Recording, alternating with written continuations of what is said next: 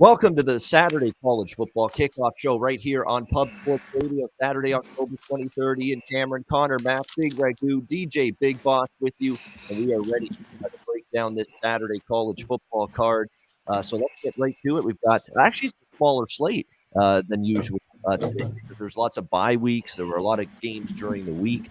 So let's get right into it. We got a quick morning then? A little quicker? It could be. I think this could be our record 2 hours.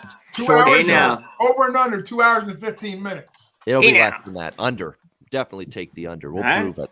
UMass and Florida State to start it off, which is funny because we were just talking about this before the show started.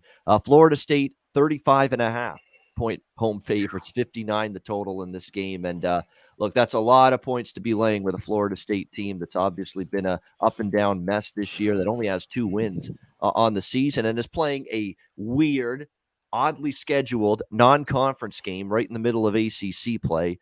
And they got at Clemson next week. So this ain't the spot to be laying 35.5 here with Florida State in my mind. Now, they're off back-to-back wins against Syracuse and North Carolina. But we're still talking about a team that, has not even come close to being able to win by this kind of margin. And I'm not trying to paint UMass with a brush that says they're a great football team. They are coming off a win, though, 27-13 against UConn in their last game. It's at least a step in the right direction. They were full marks to win that game, outgained them by 116 yards. They have had some brutal losses. They get blown out by Toledo by 38. They lose to Coastal by 50. So, you've always got that potential where, Florida State could just run up and down the field with their offense against a pretty bad defense and still cover this game. But you got to believe if they're up 35 or more in the late stages, this has got to be a spot where you would think Mike Norvell says, hey, let's pull the starters off the field. We got Clemson to deal with next week. A small bet for me on UMass, pizza money, a bar money type of bet for me on UMass. I just thought at plus 35.5, given the spot. They got Clemson in ACC play next week. It's worth it to take this inflated number with UMass. The question is, hopefully they're at least good enough and they don't make enough mistakes to cost them in this game. What do you like here, C-Mac? Neither. There's no way I want UMass. Not even pizza money here for me. I can't take the points. And I don't want to lay it with Florida State, even though I love how they played the last few. They won the last 2 with Syracuse. Big Boss, we were on them against North Carolina. I think they're getting better, but now to lay 35.5, no way. This was a quick pass for me. Big Ragoo. Same here. Hey, you see I got the hat on today after a few weeks of hiatus, but I lost that love and feeling, but I don't have it completely back today, especially with that huge, monstrous number, man. And I looked for some value in the first half, but 22.5, that's way too many. But they will run up and down the field. That's going to be a given. They're gonna get yardage on the ground, and that's where they're going to live today. I think. I don't think they're going to air it out too much. Maybe later in the second half, but to start the game off, maybe there's no value either way, even on the total too. So it's a dead pass. A dead pass. And by the way, UMass playing 2 quarterbacks, it looks like, in this game today. They're going to go with Brady Olson, Zamar Wise. And Wise is more of the dual threat running quarterback. Brady Olson's more of a pocket passer. So I guess they're hoping that dynamic, one passing quarterback, one running quarterback, maybe can throw a little wrinkle at Florida State. All you need is a score in, and you can get a cover with UMass. It's very possible. Get them to 10 points or something. Holy shit. Something stuck in my throat there. But yeah, just get 10 points or something, and all of a sudden, Florida State's looking like they're in decent, or UMass, I should say, is looking like they're in decent shape. DJ Big Boss, what do you like here? Hey, the algorithm has gone crazy in this one again, so I'm gonna sit back and let them do that one. That's way too many points for a team. They just growing, man. They've sprouted a little seed and they started growing a little bit. Let's let them grow a little while before we put this big number on their back. So this is a pass for me. All right, we've got Penn State and Illinois next up here. We've got Penn State 24-point home favorites, 45.5 being the total in this game. It's going to be extremely difficult here for Illinois to move the football. I was totally embarrassed with their offense against Wisconsin. 9 first downs, 93 yards of total offense. Are you kidding me? I mean, that's just absolutely awful. And I'm upset because I had Illinois in that game and it was the wrong side. Their defense actually hung in there as long as they could, but that's going to be the issue here. They are going up against a Penn State defense that is very stout, that's very strong. And if you're only getting 93 yards against Wisconsin, you're going to have a tough time moving the ball here as well. against this Penn State team. Sean Clifford, there was some worry that maybe would he be fully healthy throughout the course of the week, but it looks like he's going to be good to go here for Penn State in this game, which also explains why they've taken all the money throughout the course of the week, because this opened as low as 18 and now it's up to 24 here in this game. It's going to be difficult, but to me, I don't see Illinois moving the ball much. I think 7 to 10 points if they're lucky. That's probably all they're going to get. And then if Penn State can get 31, 35, there's your cover potentially if you're going to back Penn State here in this game. So it's a lot of points to lay. I'm not laying it with Penn State, but after what I saw from Illinois' offense against Wisconsin, I just don't see a path for them to move the football with a whole lot of success or effectiveness today on the road here against Penn State. Lean under, if anything, in this game. Connor, what do you think here? Yeah, I can't. I think it's just too many points, but I'd only lay it here with Penn State. It's crept too high for me. Illinois, I don't know how they're going to find a way to score today. Just 24 is a lot, in these Big Ten games. I don't know. Some funny shit going on. But Clifford and Penn State have looked good. I mean, they lost that heartbreaker to Iowa. So I think they get back on track, and I'd lean with them to cover. I'm just not going to take it. All right, Big Ragoo, what do you like here? 24 is a magic number because that's all Penn State has scored in conference so far. 24 at Indiana, 20. 16 at Wisconsin, and who else? Indiana, or 20 on that loss against Iowa. So realistically, I mean, an under looks pretty good here. If Illinois' defense is not really bad, but their offense is putrid. But I really don't see a lot of points here. I think Penn State will probably have their way with them, but how much of a way, that's the question. So 24 is a big number in that conference in my book. So I would take lean under or pass. All right, lean under or pass. Boss, what do you like? Not a game that I really want to get involved with. I'm still kind of asking myself in my head, is this Penn State team for real for this year? Is it time to take them for real? But they don't, overall in a lot of rankings, they don't really ping real high in a lot of areas, but they do play an awesome defense, that's for sure. So Illinois is kind of struggling there, going up against a tough defense like that at their house. It's all Penn State or nothing, but I don't think I don't want no spots this weekend where I'm laying 24. Yeah, this next one's a tough one. It's also a Big Ten game. Northwestern, Michigan. Michigan 23.5-point home favorites in the Big House, 51 the total in this game.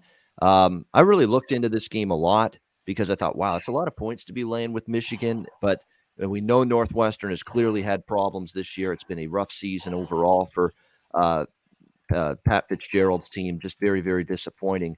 A lot of points to be laying, though. And the Spartans, if they've got Michigan State coming up, it could be a battle of undefeated teams next week. So you worry about whether they put, all gusto and effort into this game here against Northwestern. And Northwestern is coming off a victory against Rutgers, 21-7 in their last game. But they've still had major issues stopping the run all year. You look at Northwestern, 208 yards per game allowed on the ground, 5.5 yards per carry. And look, if Michigan can run the football, their offense just completely opens up with if they can run it with Blake Corum and Hassan Haskins.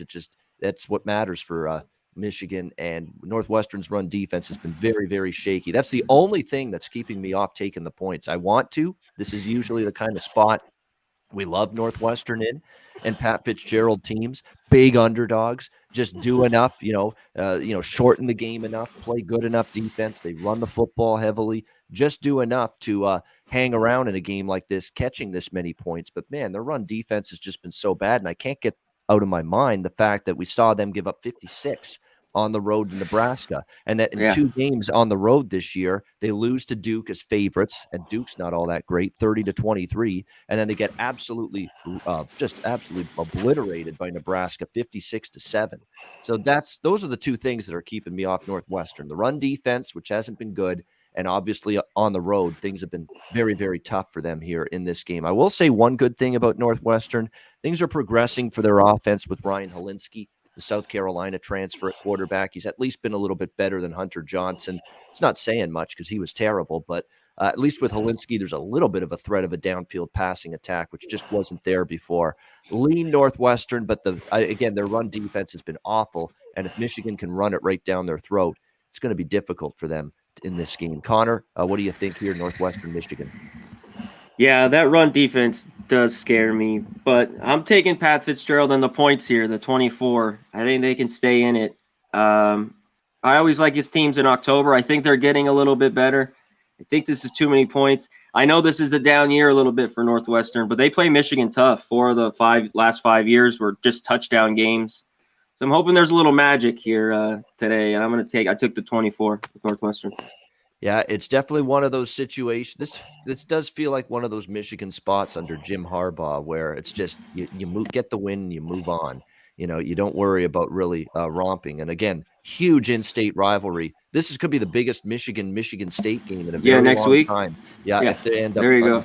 Both teams going into that one, no doubt. Big Ragoo. Good point on the rivalry coming up next week. Normally, I'm a dead pass on Michigan, especially big double digits like this over the history with Harbaugh and prior in actuality. But here, Michigan's offense is rolling. They got a lot of nice stuff going on. They are coming off a bye also. But at 24 points, that's a lot of wood to lay in this spot here. Too many variables. We know that Northwestern's not an offensive juggernaut. They're kind of like Illinois when it comes to putting points up on the board. So it's a typical Big Ten matchup where you got the class versus lower class here. But 24, that's too many. I kind of lean with Connor. I would have to take Northwestern to pass. All right, Northwestern or pass, boss. And this one right here, I mean, I don't see this year pretty much anything that Northwestern does good. Maybe you could say that they pass defense is okay, only giving up about 205 yards a game. But other than that, everything is bad. And you won't have to pass if they're giving up 208 on the ground.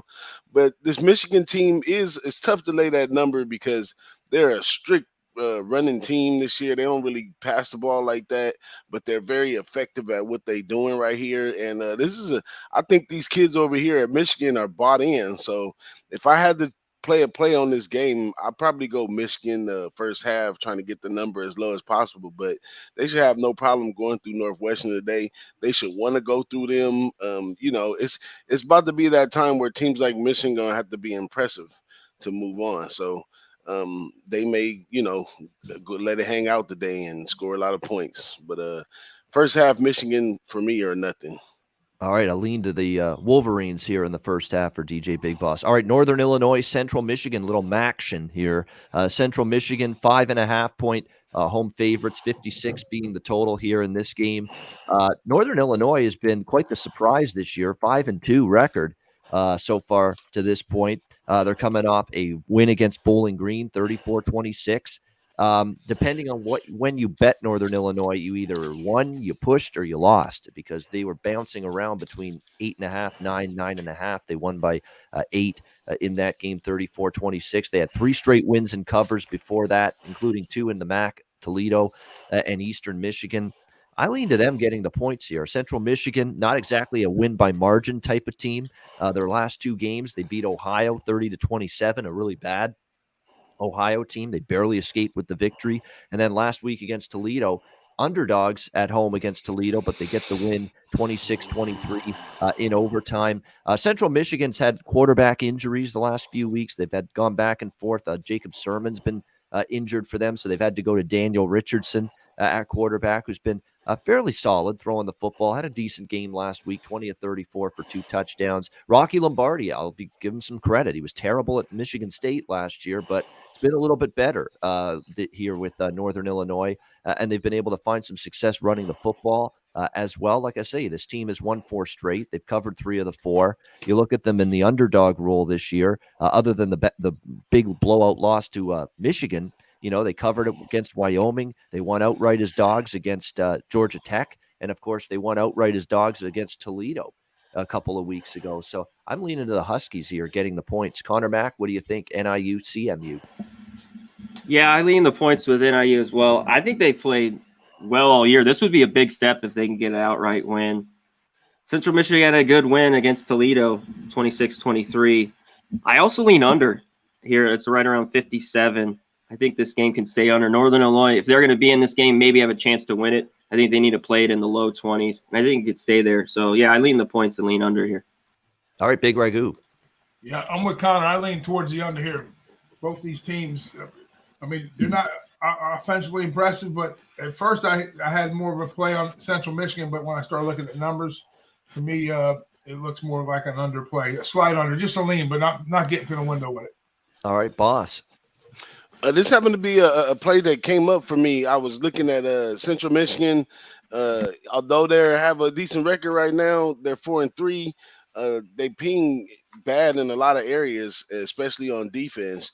And after watching the coach over there at NIU talk about his game plan for this weekend, he definitely expressed that he's planning on opening up the pass a little more against this team. And this team gives it up in the air as well. So in this game right here, this is one of the plays I'm taking today. I got a couple early plays today, but I'm taking the team total over 24 for NIU. All right, team total look for DJ Big Boss over for Northern Illinois. Cincinnati and Navy. We've got Cincinnati 28.5, 29-point road favorites, 48 the total. The Ian Cameron ban against betting against Cincinnati is still in effect, which I put on myself after the Temple game when I took Temple that week. And I'm like, you know what? Even in a brutal spot for Cincinnati off the Notre Dame win, they still managed to absolutely throttle Temple. I mean, this team means business, clearly. And they are clearly after style points when they can get them. You know, there was some question. Would Luke Fickell look to run up scores? Would he think that just winning these games and going undefeated would be enough for him in terms of this team's playoff resume? No. The answer is no. Clearly, they are looking to run it up every single week and every single time they step on the field. They ran it up against Temple. They ran it up against Central Florida. And, you know, usually the Navy or an Army or a service academy, you show some respect, right? You don't pile on that extra score. And maybe they don't here. Maybe that makes you concerned about line 29 here. But still, I think we've seen enough evidence that if Cincinnati can punch in a late score or two, they'll do it. I don't know how this triple option is going to be that effective here for Navy when you're facing a Cincinnati team that's giving up just 122 yards per game, 3.5 yards per carry on the ground. It's even better in the last 3 games, 3.4 yards per carry allowed, 107 rushing yards per game. We just saw Navy get blown out by Memphis, 35-17. And to be honest, the offense didn't work in the second half of that game against what's been a pretty shaky, pretty soft Memphis defense most of the year. So that doesn't bode well here against Cincinnati. Again, the only way I could bet it is laying the points, but I'm not going to in this spot to pass. Conor Mac, Cincinnati Navy. Yeah, I looked at it too. This could be a letdown, but you know, you thought of that with Cincinnati all these weeks, you know, after the Central Florida game. I'm right back to the first half with them. I got under 17, 16.5. There's mostly 17s. I like a first half and even full game with the minus 28. They need style points. I think they can take care of Navy. The total's interesting. Now let's drop to 48.5. I think they can get that on their own. Like you said, they might lay off. They beat them, I think, last year, 42-0. I see something similar. I don't know if Navy gets much, so I'm going to stay off the total, but it's Cincinnati here for me. Yeah, Navy team total under. I think that might be the best way to go in this game. Actually, that one makes a lot of sense to me. Navy team total under. The Navy team total in this game is 12.5, 10.5 in some stuff, but it's above 10, which is a key number. So, because I think 10 is probably the max they get in this game, to be honest. Big Ragoo, what do you think? Yeah, I'm thinking under all the way too, Connor. I wasn't looking at the team total. I was worried about the team getting over, like Connor says, because Cincinnati might put it over themselves. But 49 was a strong number in my book, and I could see like them winning like 35 to or 34 to 6 or 34 to 7, some crazy number like that. But I don't think Navy gets 2 scores in this game. I really don't. I think they're living on defense. We know that the stronger defenses have been eaten week in, week out in college football. And this is definitely one of them. And I watched Luke Fickell on TV yesterday, and this team is laser focused. I'm telling you guys, this team is laser focused. Whether they get there by margin, that's questionable. But one thing for sure, they're going to be playing defense, and it's going to be a rough day for Navy. All right, DJ Big Boss, what do you think here? Another one of these games, like I said, I didn't want to lay no large lines, but this is one of those teams you might have to catch. first half or first quarter. Cincinnati, no other way to go. I mean, these guys been coming out hitting the field pretty fast too. Like they come in laying in on the people right away. So I'd definitely take Cincinnati first half. All right, next up, we've got, speaking of service academies, we have another one here, Wake Forest and Army. We've got Wake Forest, 3-point road favorites, 53-54 being the total here in this game. Should be fascinating. Wake Forest, great job this year by Dave Clawson, 6-0 to start the year. And schedule-wise and situationally, can't ask for a better setup for Wake. I mean, the fact that here they get the bye week, extra time to prepare against that triple option, that certainly is going to help them in this regard, taking on Army, who are coming off back-to-back losses to Ball State and to Wisconsin. That was a physical game last week against Wisconsin, 20-14. I think a lot of us liked Army plus the points there in that game. And you know what? Usually a home underdog spot like this for Army, I'm interested in that. But I don't know if the schedule sets up great for them. You get extra time to prepare for Wake. Wake's got a very dynamic offense. Army's going to struggle to stop anybody with a dynamic offense. That's just the way it is. I mean, they struggle a bit against the better offenses. Western Kentucky earlier this year hung a huge number on this team. Ball State went up and down the field with Drew Plitt against them. Sam Hartman and the Deacons are capable in this one. I'm on the Wake side here, -3. I mean, it feels a little trappish, if you will, maybe, but I think this looks, from a scheduling perspective for Wake, it sets up extremely well. Clawson has done a good job in these spots in the past off a bye week and the extra time to prepare against the triple option. You want your bye going into a game against this kind of opponent, and I think that'll help Wake. And again, Army's defense and Army overall, where's the level of the gas tank for them after a very, very tough game on the road against Wisconsin last week? I worry about that for them here in this one. So I do like the Deacons here laying the field goal on the road. Connor, what do you think? Wake, Army. This was difficult. This game for me, it was back and forth. I lean Wake a little bit. I think Army played pretty well, like they covered last week as Wisconsin. That was their toughest game all year. A lot of Georgia State, UConn, Miami, Ohio. So this is a little bit better. I've always been likes Hartman at QB for Wake. And the number's short. I'm off right now. I lean Wake. I'm back and forth. I think I need more points with Army than just 3 here at home. I lean under a little bit as well. Army, too, with a negative yards per play margin this year, I went and looked, too, which, again, they've had a pretty good run of it, but it's catching up now when you've got that bad statistical profile on a yards per play basis, and we've seen it now, the back-to-back losses with Ball State and Wisconsin. We'll see if they can turn the ship around here today against a very good Wake team.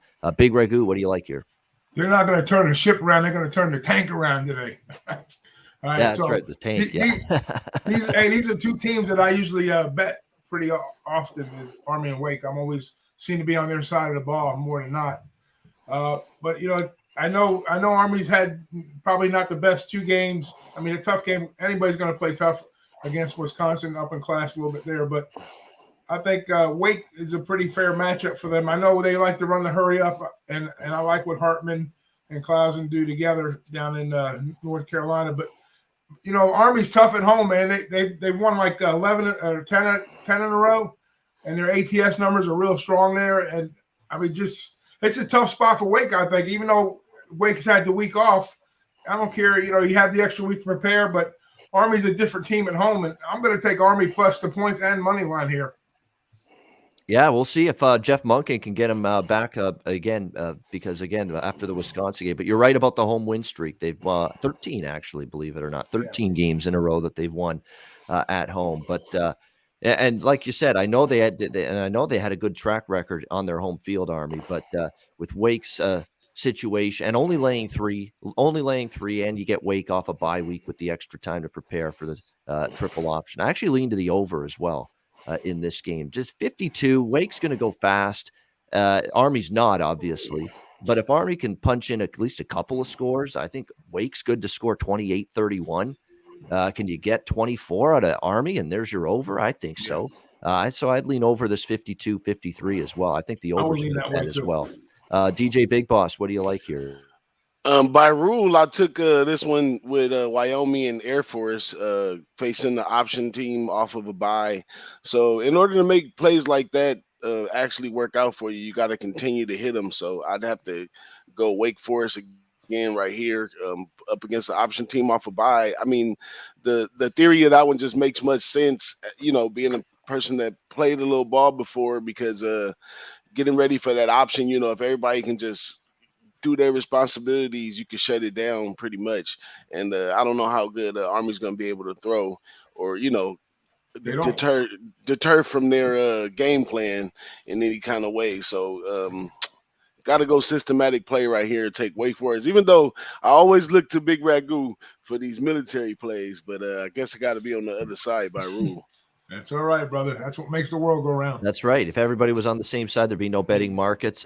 Yeah, by the way, Army doesn't know yet for sure who their quarterback's going to be. It'd be Christian Anderson or Tyheer Tyler. It doesn't matter. They're interchangeable. There's not a huge drop-off one to the other, and both of them have started many games before. So it's a minimal concern, to be honest, who's going to be at quarterback today.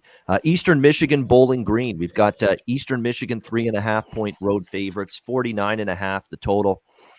In this game, Eastern Michigan, I usually like them in the underdog role. Not as confident usually in them when they're talking road favorites or favorites overall, but especially road favorites. This year, 1-2 straight up, 0-3 against the spread on the road for Eastern Michigan, coming off a loss to Ball State 38-31 last week. The defense definitely struggled, but a good Ball State offense. Drew Plitt, we know how good that team can be. They can run it. With Steele, they've got good receivers like Justin Hall, among others. But I like what Ben Bryant's doing at quarterback for Eastern Michigan. He played well last week. He transfers from Wisconsin. Maybe Wisconsin should have kept Ben Bryant as their quarterback, because he's looking better at Eastern Michigan than any Wisconsin quarterback is playing this year. So they should have kept Ben Bryant there. But nevertheless, he's here at Eastern Michigan. He played well in that game against Ball State last week. On the other side here, you've got Bowling Green, a team that's had a very, very good defense this year, 6-1 against the spread too. One of the moneymakers in college football this year. And when you dissect these teams on the defensive side of the football, you've got Bowling Green allowing just 346 yards per game, 4.8 yards per play. Eastern Michigan allowing 396, 5.6 yards per play. Now, things have started to go in the other direction for Bowling Green. They've lost 3 in a row. They lose by 15 to Akron as 2 touchdown favorites. They lose by 7 at Kent State, and they lose by 8 at Northern Illinois last week. But they are back home now for this game. I believe in terms of their home point spread record in the underdog role, they're 2-0 this year. Yes, they are 2-0 against the spread. This Bowling Green team as home underdogs, and that's the role they're in here. I'd lean to the points here with Bowling Green. Just simply better defensive team. Eastern Michigan hasn't covered on the road yet, and Eastern Michigan's not necessarily historically been a good favorite. So we'll lean to the Falcons here. Bowling Green plus 3.5. Conor Mac, what do you think? Yeah, this total's gone up. I think if you like Eastern Michigan, you probably lean towards the over. And if you like Bowling Green at home catching the points, you lean under. You think they got to keep this close, low scoring. So, yeah, I lean the points of Bowling Green. I'm not getting into much MAC action today, but I definitely lean under in the points of Bowling Green. All right, Big Ragoo. I'm not a Maxion guy, but I kind of got excited when I come up on the Eastern Michigan side because I figured I'd be with you, but you're on the other side today. So I'm on Eastern Michigan today. The recency play of Bowling Green, I know in series-wise, they've always played them tough. As a matter of fact, I think they're probably like 6-5 the last 11 and 9-3 straight up, actually, Bowling Green is against Eastern Michigan. But I think I just think their quarterback play, McDonald's is struggling against Northern Illinois, and I like the quarterback play in Eastern Michigan. So, and it's a shorter number too, so it's not like, we're laying over a touchdown. I got them on, I said anything less than a touchdown, I was going to be on them. So I'm taking Eastern Michigan minus a 3.5. Yeah, Matt McDonald's not a great quarterback. It's not a great offense, Bowling Green. He's got as many touchdowns as interceptions this year. So that tells you all you need to know. And look, in the old days, you always take the better defense plus the points, but a lot of times now you want the better offense in 2021. So, and there's no doubt Eastern Michigan and Ben Bryant superior offensively. So that's why, to Connor's point, it's a perfect correlated game. I mean, side and total. If you like Eastern, it probably goes over. If you like Bowling Green, it probably stays under. Boss, what do you like? I've been over here trying to cap the capper on this one. I know Ian is our EMU resident over here, and looks like he's on the other side. And then, the line is kind of trappy too, considering that Bowling Green is 6-1 ATS. That means that the line setter hasn't really been able to get a hold to them. Now they're at home and they're giving them 3.5. Are they still lost, or are they back on top of them? So I'm not sure what to think really on the side on this one, but maybe lean with Bowling Green improving a little bit, or something lucky happening because they're at home and the total goes over. All right, we move on to Oklahoma and Kansas next up. Oklahoma, 38-point road favorites, 66.5 the total in this game. Someone's got to explain to me, because it's not like it's a secret to odds makers. It's not a secret to the betting markets that Kansas has been one of the worst programs in college football for the last decade, if not longer. And yet somehow you would think you're getting inflated points every single week with Kansas, and yet still they have not covered a damn point spread this year. How is that possible? They are that bad, the Kansas Jayhawks, and shame on me for actually taking them once or twice very early in the year and thinking Lance Leipold could have any bit of success that nobody else has been able to the last few years. Now, it's give him some time. It's only his first year, but still, I mean, just a hopeless program. I mean, 6 losses to the point spread, 1-5 on the year. The only win was against South Dakota State in their South Dakota rather in their opener, 17-14, losing by 27 at Coastal, losing by 38 at home to Baylor, by 19 at Duke, by 52 points at Iowa State, and then they lose by 27 last week against Texas Tech at home. So it's just been a disaster here for Kansas. The defense just is awful. 49-45, 52-59, 41 points allowed in the last several games. Jason Bean, he can move a little bit. He's athletic. He's mobile. He can't throw a lick down the field. His passing numbers are horrendous for Kansas. And now that Oklahoma has made the switch here to Caleb Williams and sent Spencer Rattler to the bench, if that's Spencer Rattler at quarterback and the offense of Oklahoma from early in the year when they're scuffling, I'm not interested in minus 38. Now with Williams and this explosive, high-powered, quick-strike offense, which is exactly what they've looked like since he's taken over at the quarterback spot, Oklahoma just might be able to cover 38 in this game. I'm still not laying this many points, but I'd actually be closer to laying the points with Oklahoma than with Kansas. I mean, over-under number of stops for Kansas, 0.5, and you still might take the under in that prop bet, number of stops for Kansas. I mean, the defense has just been awful, and this is about as good an offense as they've seen in a long time this year. So lean to Oklahoma. I'd rather lay the points than take them, but I'm not going to bet the game. Connor, what do you think? Yeah, I'm not going to bet it either. Lay it or don't play the game at all. Take Oklahoma, take their team total over. You could get caught up, like Baylor beat them 45-7. That's 38 points. They got this right at 38.5. But I'm just not in laying points with Oklahoma like this, but it'd only be with them. Lay it. All right, Big Ragoo. Yeah, with Williams coming in, for a little over a game, everybody's already anointing this kid as the next, Heisman Trophy. Pump the brakes here for a minute, guys. Pump the brakes. It's still the Big 12, all right? Let's relax. So that being said, they do have a shitload of offense, and they kind of got it. It seems like they're like in mid-form season with this kid coming off the bench, which is remarkable in my book. So the only look I have here, as putrid and bad as Kansas is I still think they come out of the gates quick and maybe look to a first half number, maybe get some value there. But 39, I don't want a full game. And usually what happens in these games like this, they win going away, late, early, whatnot. So if you can find some value in the first half, I look there. If not, then Oklahoma will pass. All right, DJ Big Boss, what do you think? Muted. You're on mute, buddy. They was on me in the chat for breathing heavy, so I had to try to hit the mute, man. But hey, I'm alone. okay. He's got some Nothing is wrong with me. Yeah. It's 7:30 over here. I had a good time last night. I'm just making my day. But on this one right here, the people in Kansas might be yelling, "Bring back Les Miles." But nothing's getting better for them over there. But I think it's a spot for Oklahoma. I really don't. I don't like what they're doing with the quarterback situation. If a quarterback is injured or not playing good, that's a sensitive situation between them, between the team, and they shouldn't be doing, the fans are kind of like influencing them to just go the other route or whatever. But you can't do that to a guy if he's put in the work all year, the training and everything. You got to give him another chance and try to balance that situation out. So I think it's kind of motivated by the fans a little more than the team. But this will be a good day for them to be able to relax and let it kind of fly out a little bit and see what they're really working with. So I take Oklahoma or a pass. All right.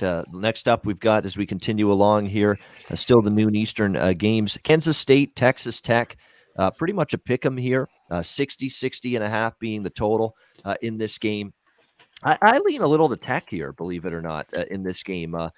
Columby has been serviceable. He's been solid at the leading the offense for Texas Tech since Tyler Shuck got injured. Now, I know the big performance for him was against Kansas, which isn't saying much, but even in the TCU loss, 31 points they scored. They moved the ball. They actually outgained TCU plus 60 in total yards in that game, despite the 21-point loss. They had some turnover issues in that game. And don't forget, they beat West Virginia outright as underdogs before that. So, the sky has not fallen for Texas Tech, despite going to the backup quarterback, Henry Columby, the last couple of weeks. 4 touchdowns, 3 interceptions. Actually has a pretty good completion rate, 65% completions, which is pretty good.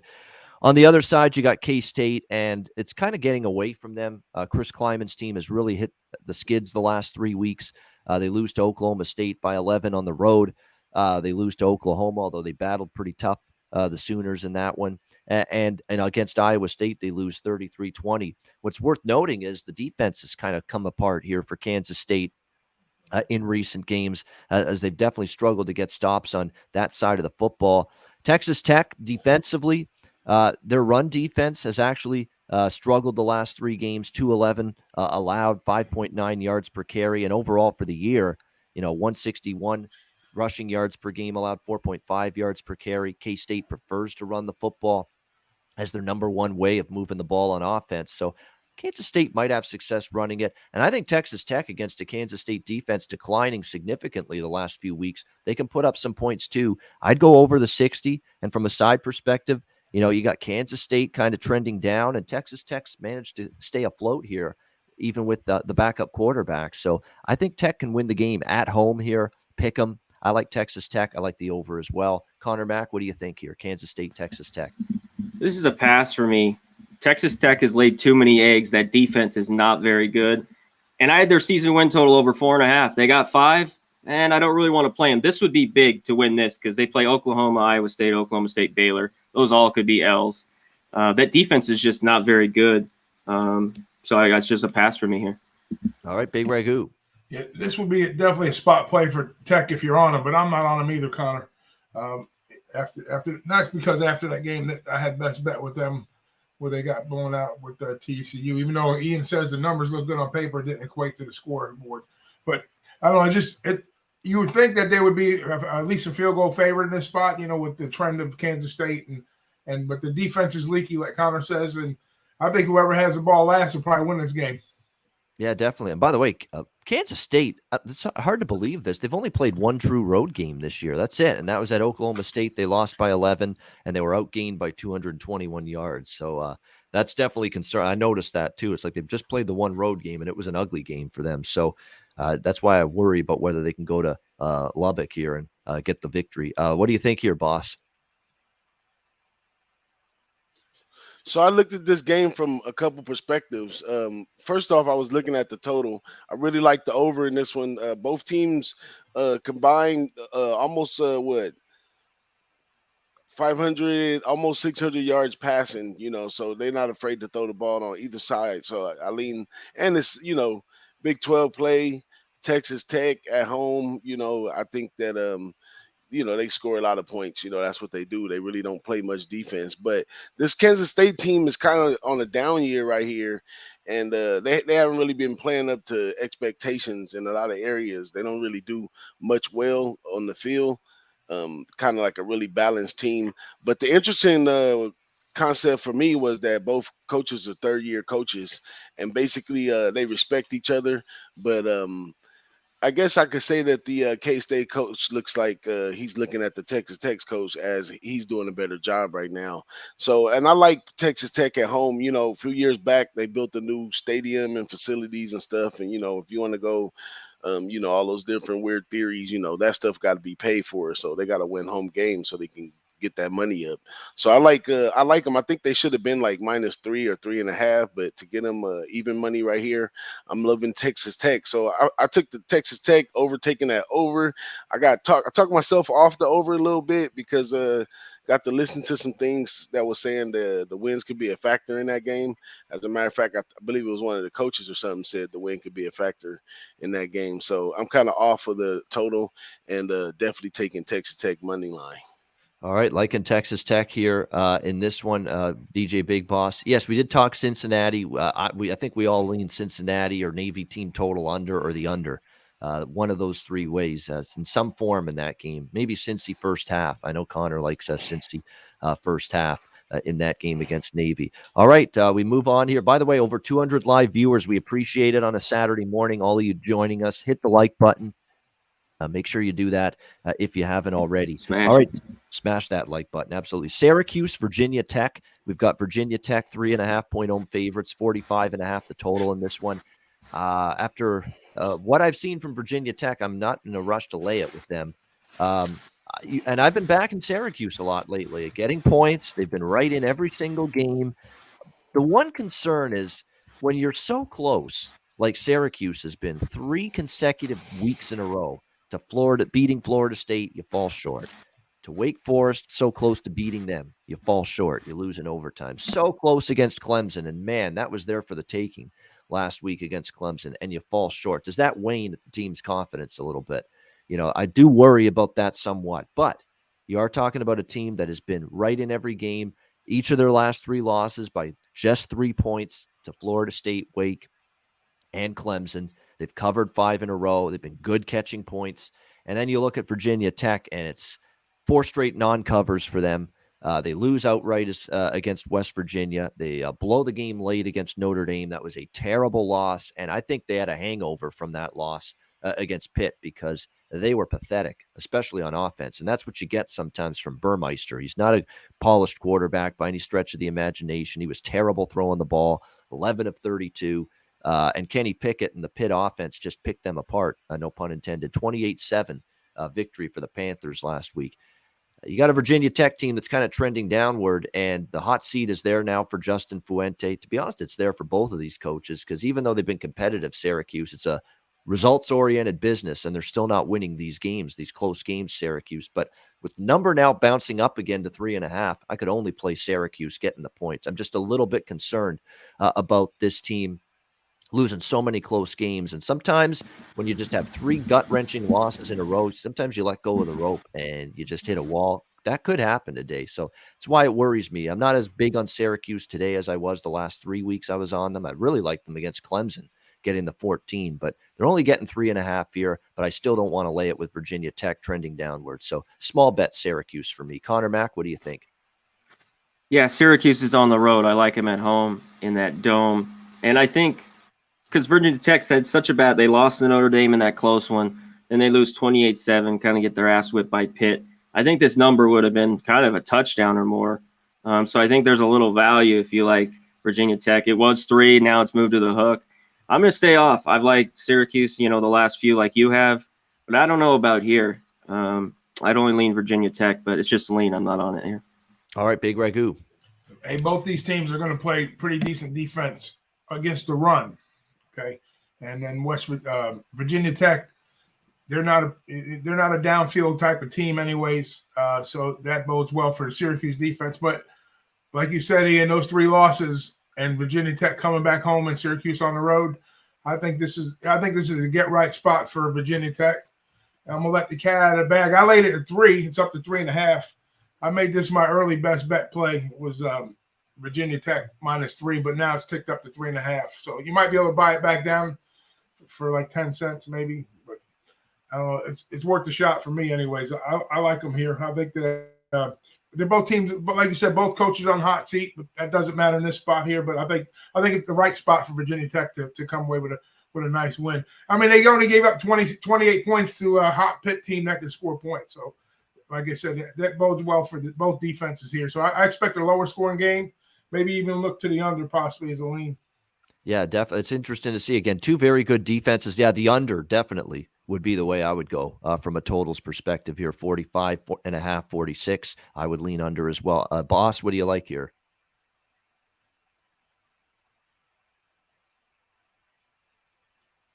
You're muted, boss. All right, y'all gonna have to deal with my breathing because my memory ain't too good when you doing all to get the mic on. But on this one right here, I'm going with the under. The numbers say it all. VT is 1-5 to the under. They at home today. Syracuse is 3-4 to the under. But Syracuse is 6-1 ATS. So there we go again with the 3.5 line on a team that the line setters haven't really got a hold of yet. So I'd stay off of the side.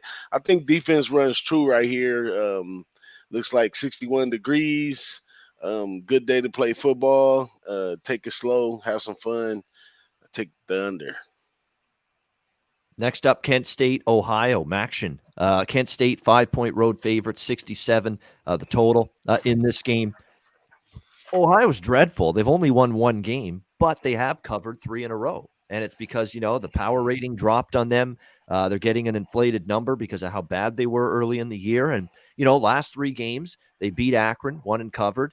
They covered as underdogs against Central Michigan, lost by 3 at Buffalo last week, 7.5-point underdogs. They probably should have won the game, and they fell just short, losing 27-26. So, Ohio's definitely playing a little bit better. Their defense is still not very good. And it's not like Armani Rogers has been outstanding throwing the ball. No touchdown passes, 1 interception so far, and only 320 yards. All of their offense has basically come from him running the football and the ground game in general. The question is, can they run the football here? This Ohio team, they should. Kent State's not been good against the run, not whatsoever. I mean, they're giving up the last 3 games. Kent has given up 236 and 5.4 yards per carry. That's not good run defense, and that's the only way Ohio moves the football is on the ground. So I think Ohio puts points up on the board.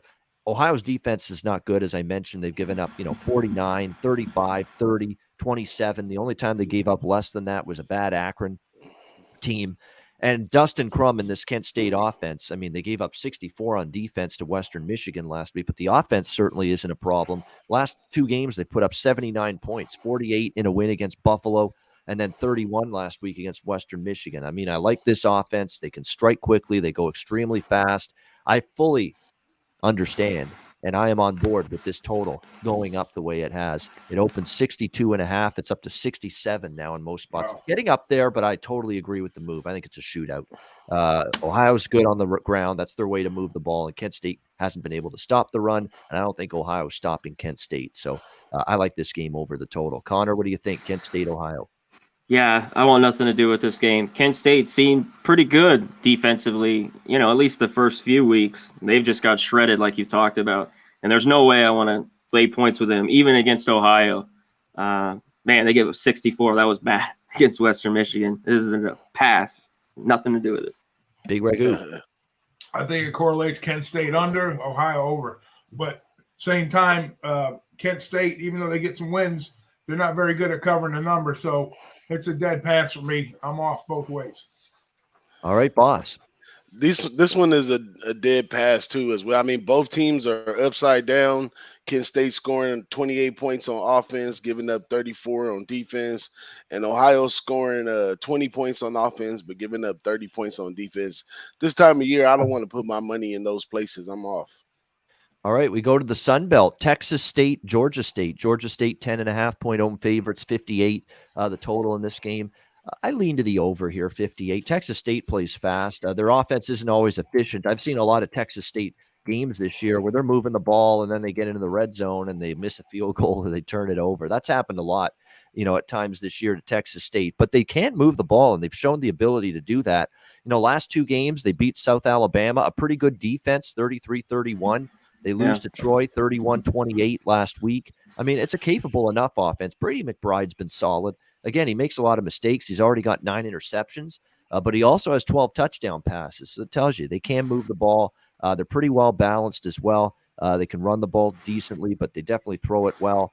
Against Georgia State's defense here, which, by the way, against the pass hasn't been good. So that could be trouble for them. But on the flip side, Georgia State, they hung 55 in their game before their bye week against UL Monroe, and they are off a bye week. So it is definitely a situational advantage here for this Georgia State team, who are running the football extremely well. They want to run the football, and now they're facing a Texas State team giving up nearly 200 yards, 4 points per game on the ground, and 4.6 yards per carry.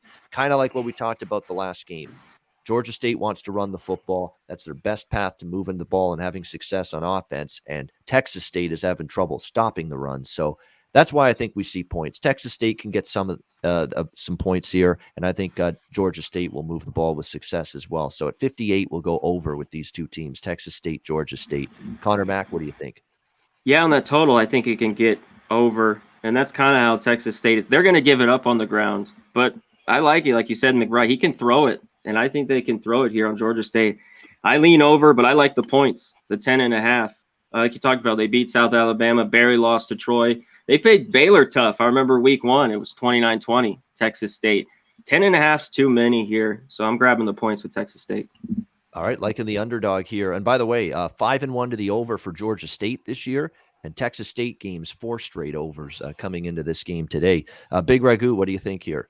Yeah, I would lean plus the points in this spot, but you're right. I mean, both defenses giving up, close to 35 points on each side of the ball, but when they get on their home and away situation, at home, I think Georgia State scoring like 15 points and then Texas State scoring like 20 some odd points on the road. So that's the only thing that puts me off the total a little bit. But I say in this scenario, I'd grab the points. All right, boss. I'd like to take the over in this one right here. Traditionally, this matchup goes over. The last 7, it's 5-2 to the over. And in the Fun Belt, at the bottom stages of some conferences, they just have fun, and they play each other like that. They see each other and they score. So I think the number's a little low in this one. Last time these two met, it was way over this total. So I'm going to stick with the tradition at this time of the year and take the over. All right, Big Ten, Wisconsin and Purdue. Wisconsin, 3.5-point road favorites, 40.5 the total in this one. I think I said something along these lines when talking about this game earlier in the week.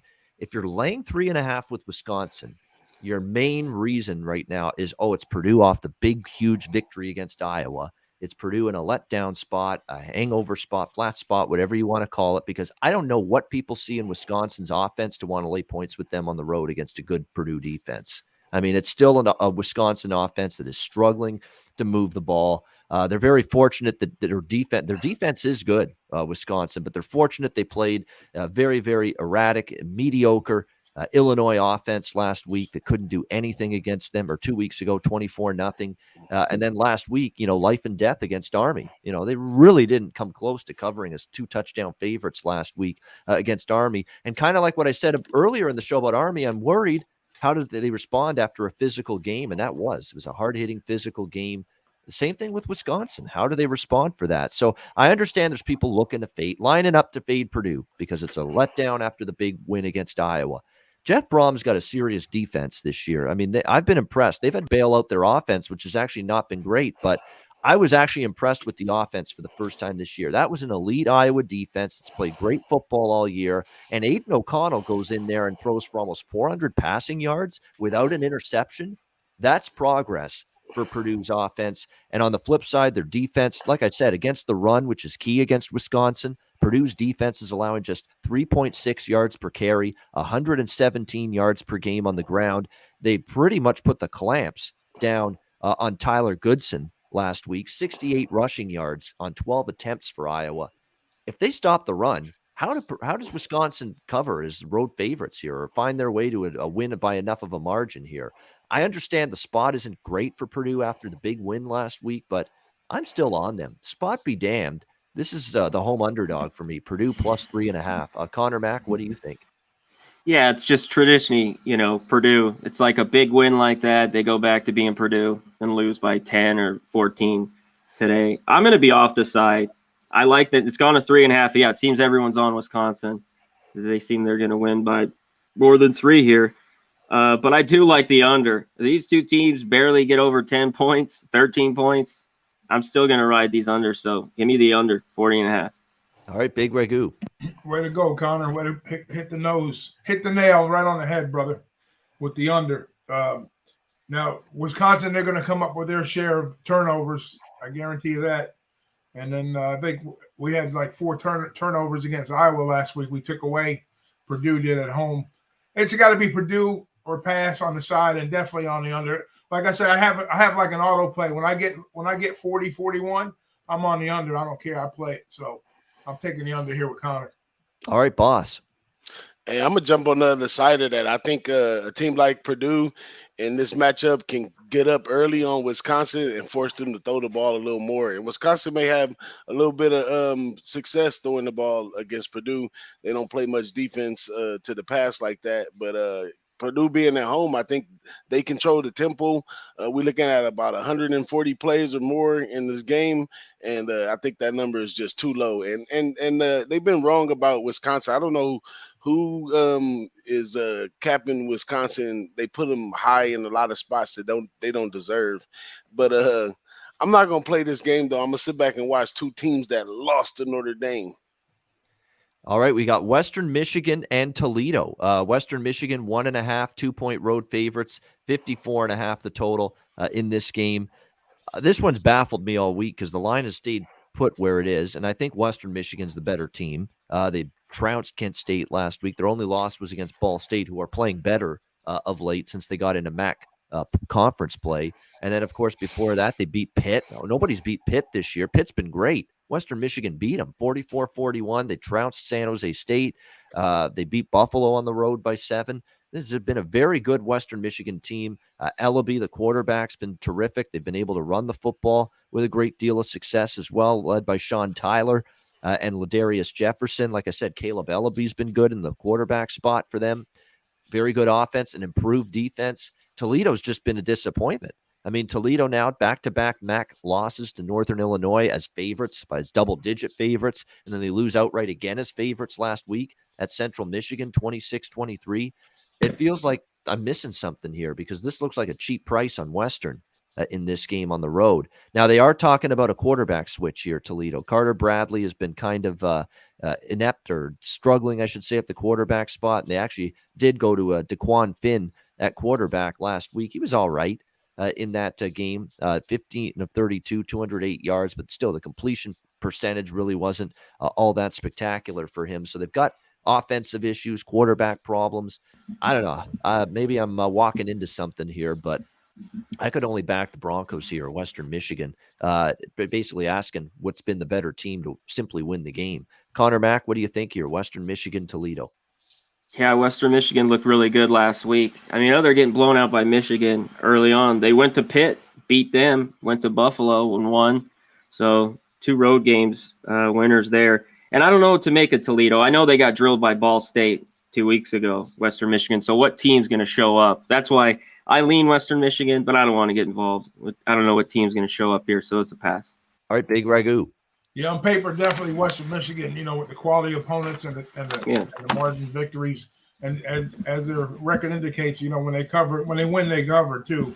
So it's either Western Michigan or pass. All right, boss. Yeah, I like Western Michigan as well. The line kind of suggests that Western Michigan can get it done right here on the road. Yeah, I mean, Toledo, people get still scared of saying, that's Toledo at home. Toledo's not been good at home this year. And they actually haven't been a great point spread team at home for a long time, this Toledo team. They've not been as good covering numbers at home, and that's definitely something else that would concern you here. I mean, they've already lost to Colorado State at home. They lost to Northern Illinois as favorites in both of those games at home. It's not that same old, fear the glass bowl here in Toledo. It's just not been that way this year. All right, we got Buffalo and Akron. We stay in the MAC. Buffalo, 12-point road favorites, 57 the total. Buffalo's defense has got problems. I mean, they are really starting to have trouble getting stops on that side of the football as of late. They've given up some big yards to opponents, points as well. They give up 48 to Kent State, 26 to Ohio, 34 to Old Dominion. I mean, they've had a tough time defensively. Question is Akron's offense good enough to take advantage of it. They've actually had, their share of issues this year, quarterback injuries. They've turned to Zach Gibson now at the quarterback spot. He did play well last week, though, for Akron in the game against Miami O. Very solid, in fact, for them. And he's actually looked very good in minimal action. So it might be an upgrade for Akron with Zach Gibson at the quarterback spot. He's played solid for them. Maybe that can give them some hope to put up points against a Buffalo defense that's been leaky.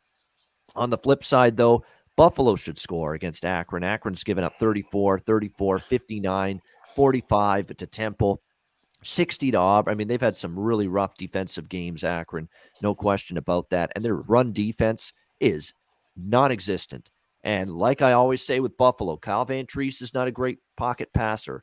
The passing game is not really all that significant for Buffalo. But if they can run the football, that's when their offense works. And they're still rushing for almost 200 yards per game and almost 5 yards per carry. In the last 3 games, Akron has given up 250 yards per game on the ground, 6.3 yards per carry. That is awful run defense for the Zips. So put it together. I like the over here. I think 57. It's very, very makeable to get up and over this total. And that's what I like here, over 57. What do you think, Connor? Buffalo, Akron. I'll be quick. I don't like betting on Akron and Buffalo this year. I don't know who they are. I don't want to bet on any of their games. This is a quick pass for me. All right, Big Ragoo. Yeah, if you're backing both these teams season long, you're burning cash. So good luck picking this one out and double digits. And I definitely can't take Akron, that's for sure. So I'm going to pass like Connor. Yeah, I mean, Buffalo 0-3-1 against the spread. Believe it or not, Akron, 2 straight covers, but they were getting, they beat Bowling Green. They lose by 13 to Miami of O.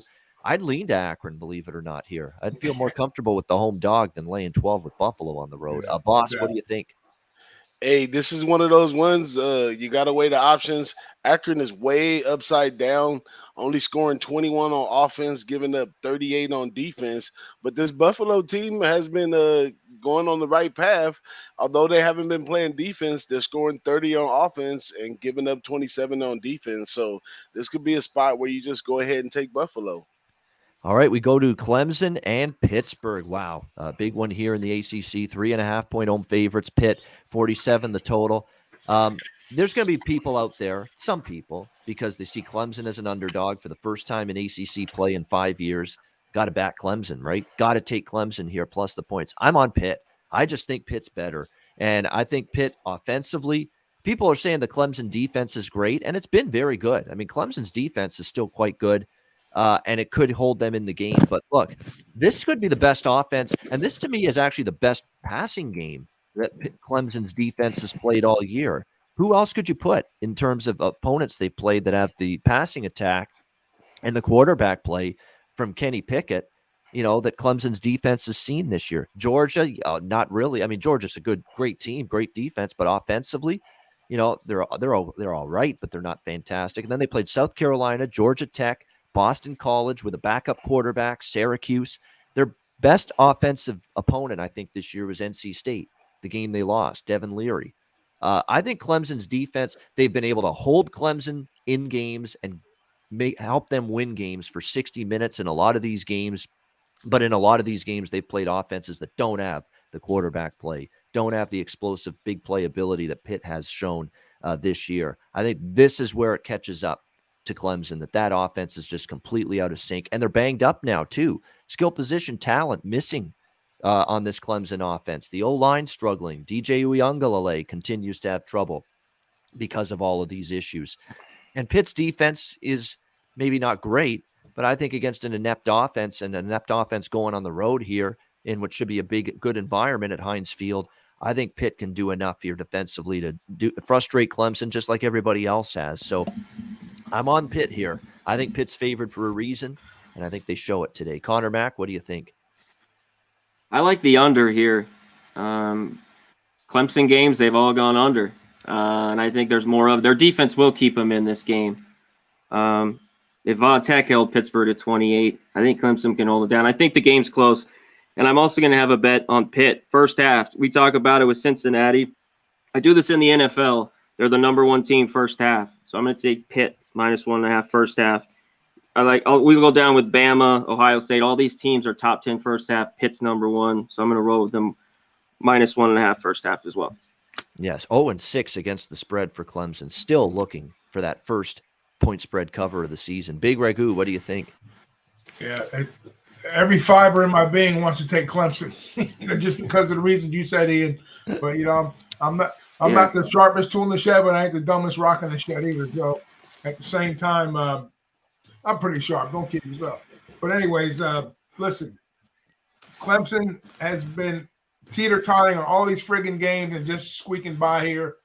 Pitt's not the greatest running team in the world, but Clemson's going to stuff the box, and it's Pickett that's making the plays, and they're well balanced all the way around. But they're not a strong running team, and Clemson's going to kind of shut them down in that regard. But it gets away from them late, and they might squeak away with the first half victory. But I think long term, this is a game that Pitt's going to come out on top. I'm not getting to the window with it because, like I said, every fiber of me wants to take Clemson, but I think Pitt comes out on top in this spot.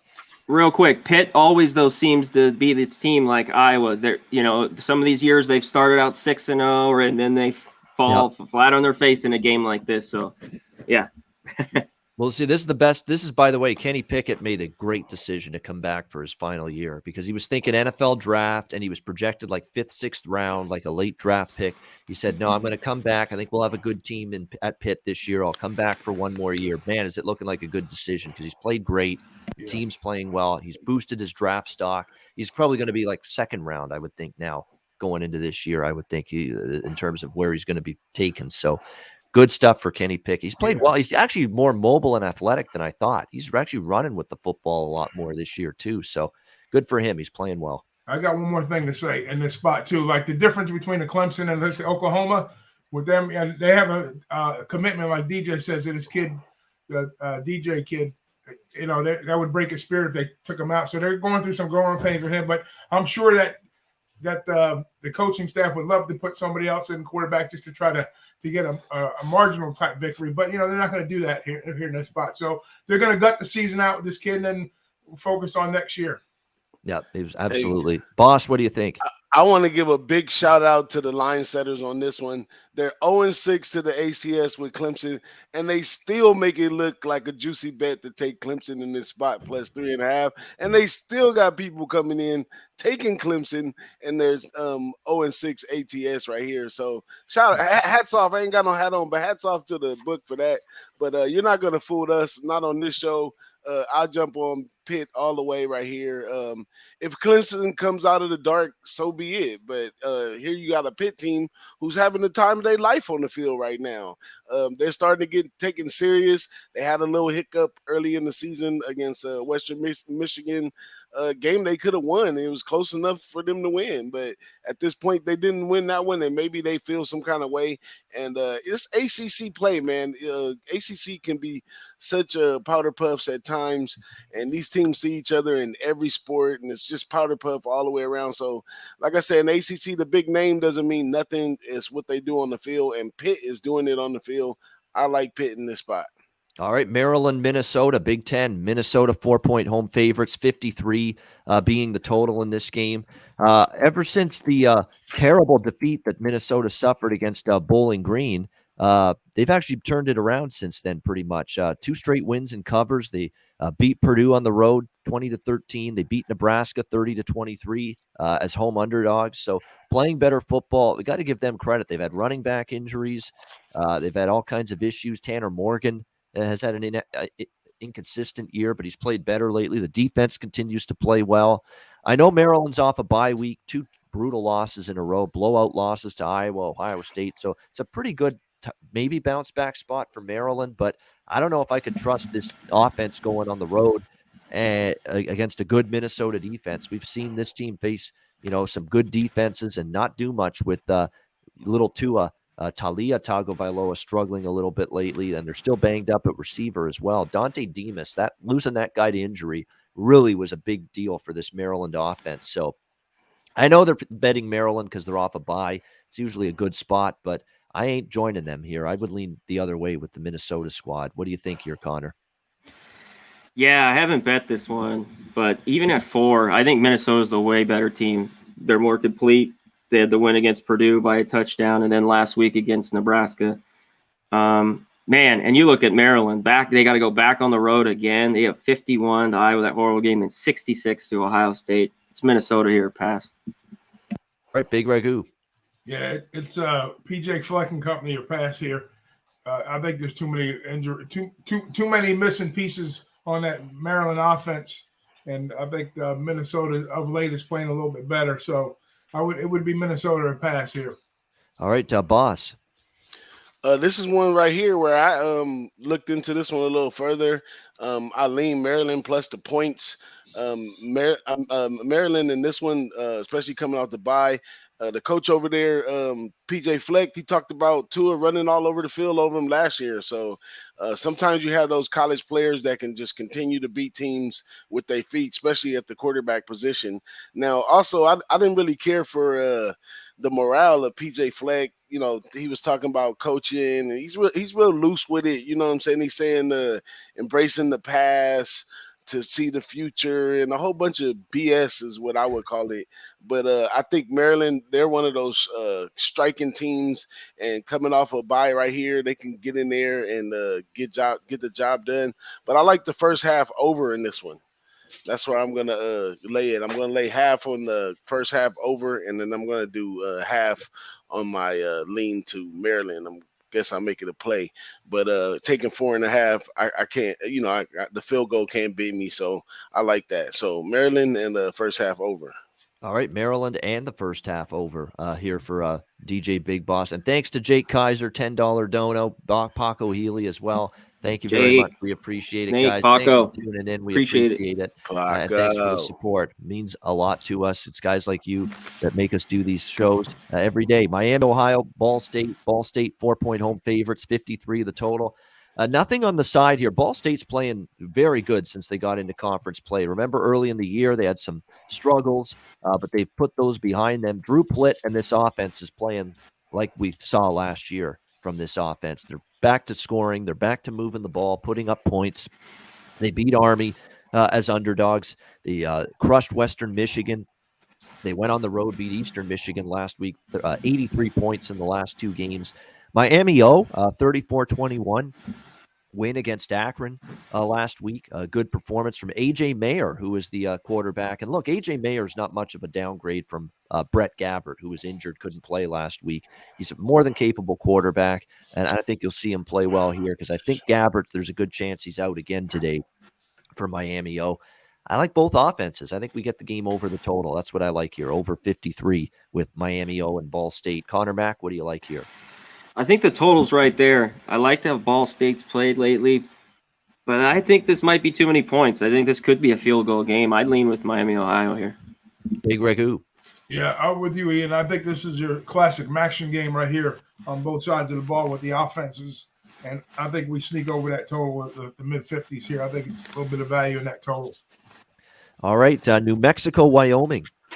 Wyoming, 20-point home favorites, 40.5 the total. To be honest with you, if Wyoming scores 24 or more points, they may cover in this game. New Mexico's offense is just, it's beyond horrible. bad. It's atrocious. It's horrible. It's beyond bad. I mean, I can't stress that enough. They have a miserable offense. They have a miserable football team. They have not covered a point spread this year. 0-7 against the spread for the New Mexico Lobos this year. You got Wyoming at home. That's always where I prefer to back them. They're off 2 straight losses, and they've kind of been a little underachieving this year. 2 straight losses to Fresno and Air Force. We'll see if they can turn it around here. No shame in either loss. They're decent Mountain West teams. Fresno's very good, but still to get shut out was surprising in that game at home. I certainly think this is an under, but I honestly think Wyoming could cover this because I do think they'll bounce back offensively against this New Mexico team. Which defensively, by the way, is not great either, almost as bad as they are offensively. So I lean to the favorite because this definitely feels like a 27-3, a 28-3, something like that. I think Wyoming could still cover this, believe it or not. So I would lean to the favorite and the under. Usually favorite and under are not correlated, but a 31-3 gets you Wyoming and gets you the under, and I could see that in this game. What do you think, Connor? Yeah, and games New Mexico's played, it's been the favorite in the under. They've lost, and the unders came in on these low totals, 44, 42. It's down to 40. I still like it. I don't want to sweat over Wyoming. I think they cover here at 10. I'm just not going to get my money. It probably is 30-3, but that's not going to get my money. Coffee Demon, thank you for the dono again. We have Tony Bruscher, thank you for the dono. We got Tony. a couple more. Unbelievable, guys. Thank you very much. We appreciate it. Big Ragoo, what do you think of this game? Yeah, this is my auto play method here with the 40 points. I'm going to be on the under. I usually do that for a half unit, by the way, when I do that, just because autopilot. But I was looking for another way to bet it too, maybe the other half a unit, and then I looked at the team total for New Mexico is the new New Mexico State these days, it seems like. But we're gonna take a shot with 10 points. We're gonna put the onus on Wyoming's defense and let them score more than a touchdown and a field goal here. So I'm gonna take under 10 points, New Mexico. All right, there you go. Liking the New Mexico team total under as well. Colorado, California, Pac-12 action. Cal minus 8.5-point home favorites, 44 the total. This is a hold your nose play. I'm on the dog here, Colorado, because Cal is on this unbelievably bad stretch where I think they're 0-10 in their last 10 games as home favorites. They've just been awful in this role. They have been absolutely brutal laying points at home. And I like Chase Garbers and the Cal team catching points. Like I said, they've been a disaster laying points at home. Look at this year alone. They lose outright as home favorites to Nevada. They don't cover against Sacramento earlier this year, Sacramento State. And then, of course, they lose outright as more than a touchdown home favorite against Washington State in their last home game. So this is just not a good – I know Colorado, it's beyond bad how they played – it's that they shut out Arizona 34-0 last week, but it was beyond bad how they played before that against Arizona State, Minnesota, and USC. They did bounce back, though, against even a bad Arizona team, but they still won that game 34-0. At least a little bit better from Brendan Lewis and the offense last week in that victory. Just hang around against a Cal team that's been, like I say, 0-10 the last 10 tries as home favorites. So Colorado's not great, but I'm going to take the points with them here. It's just Cal's been just impossible to back them in this home favorite role. What do you think, Conor Mac? I'll give a shout out to the guys, Jake Kaiser, Tony. They're all Braves fans. We'll see. No Scherzer today, so he got 2 games. We'll see. In this one, there's just no way I can lay it with Cal. I just can't do it. I think they're better. Colorado, though, I mean, this team has looked really, really bad. I mean, he can't even score lately. This was just a pass for me. Maybe an under, but pass. I ain't playing it. Big Ragoo. Yeah, I was thinking unders too, but where's all the overs gone in the Pac-12 these years, right? I mean, all the teams up there are shitty at scoring points, except for one later I'll tell you about. But in this spot, man, I don't want no powder Cal laying a number, and I really don't trust Colorado to score any fucking points either. So it looks like an under on paper all over the place, but I would have to, as bad as like Ian says, Cal's been at home, man. Colorado hasn't been setting the world on fire on the road either. So yeah. I got to say goodbye to both these teams. Yeah, exactly. For me, that's why it's just a hold your nose, small play Colorado for me. Boss, what do you think? No way am I laying any points with Cal, even though Colorado has had their little rough spots where they got shut out in one game. Can y'all guys hear me? They got shut out in one game, and they had some rough spots, but they can still sometimes produce some offense even with their running game. So I'd be scared of the total and the side on this one. All right, we move on now to the next one here. It is, as we continue along, we've got BYU, Washington State. BYU 4-point road favorites, 56.5 the total. A lot of money on BYU. They opened 1.5 to 4, but BYU's trending down a little bit. Haven't played as well the last couple of weeks. However, I don't want Washington State. Rolovich is gone. The coaching staff's been let go because of the whole vaccination, and they won't get vaccinated controversy, and the state won't allow that. And now it's a new coaching staff. It's preparing on the fly for BYU, which is not going to be easy. I understand the money on BYU. I just don't know if I want to lay 4 now, considering where it was at the open. I still lean BYU. I can't back Washington State here, but I don't know if I'm going to lay 4 because we've seen some signs that BYU is starting to trend downward just a little bit. Conor Mac, what do you think here? Yeah, we've seen BYU maybe lost the last couple. Sucks for Washington State. This team's won 3 in a row. They beat Cal, Oregon State, Stanford. I can't do it with the coaches. Yeah, I'd only be on Washington State in the under if I were to bet this one, though. They've covered 4 in a row, Washington State. Yeah. Keep that in mind. Yeah, Big Ragoo, what do you think? Hey, Washington State lives on the defensive side of the ball, and Dykert, the new coach coming in, he's the defensive guy stepping in, but that's a shit show up there. And I feel bad for the kids because this can go either way. They can either rally together and put something together for an emotional game on the field, or they can go the exact opposite way, and it could be disastrous for Washington State. So it's a crapshoot either way. And if it was a field goal, maybe, and that I think all the line value is gone at 1-4. So it's a pass. All right, boss, what do you think? I think it's a perfect spot for BYU to mark their spot in the turf again. This is kind of like, and Utah, Washington, Oregon, all that little area up there. This means something to BYU around that area. So recruiting, all that kind of stuff. So I like BYU a lot bouncing back in this spot. Although when they say we trending down, we got to go the other way. And I think they get past this team big time with a little bit of drama going on over there at Washington State. Perfect time. I don't like jumping in the drama game, but I think it's a little more drama and urgency on the BYU side of things to figure out where they're going to land when they do all this reorganization of the conferences, and it means a lot to them. So I think if the coach has a good talk with the kids, he can get them back on the right track, and they can come play well today. All right, next up, we've got Oregon, UCLA, a good one in the Pac-12. 1-point home favorites, UCLA, 61.5 the total. I like the Bruins here, believe it or not. Oregon, they haven't covered other than the Ohio State win. They had that great win against Ohio State. They have not covered a point spread in any other game this year, Oregon. And they're banged up. Verdell is out. Now, Travis Dye came in, ran the football well last week against Cal without C.J. Verdell. So he showed he could be capable, but this offense with Anthony Brown is still very pedestrian. He's making mistakes. He's missing some throws he should make. And to be honest, these are two offenses, Cristobal and Kelly. They both want to run the football. That's where they're at their best. So who's going to be able to run the football? Who's going to stop the run? UCLA has better numbers with their run defense than Oregon. Oregon's actually struggled a bit more with the run defense. So I think that's good for Charbonnet. I think he'll be able to run the football.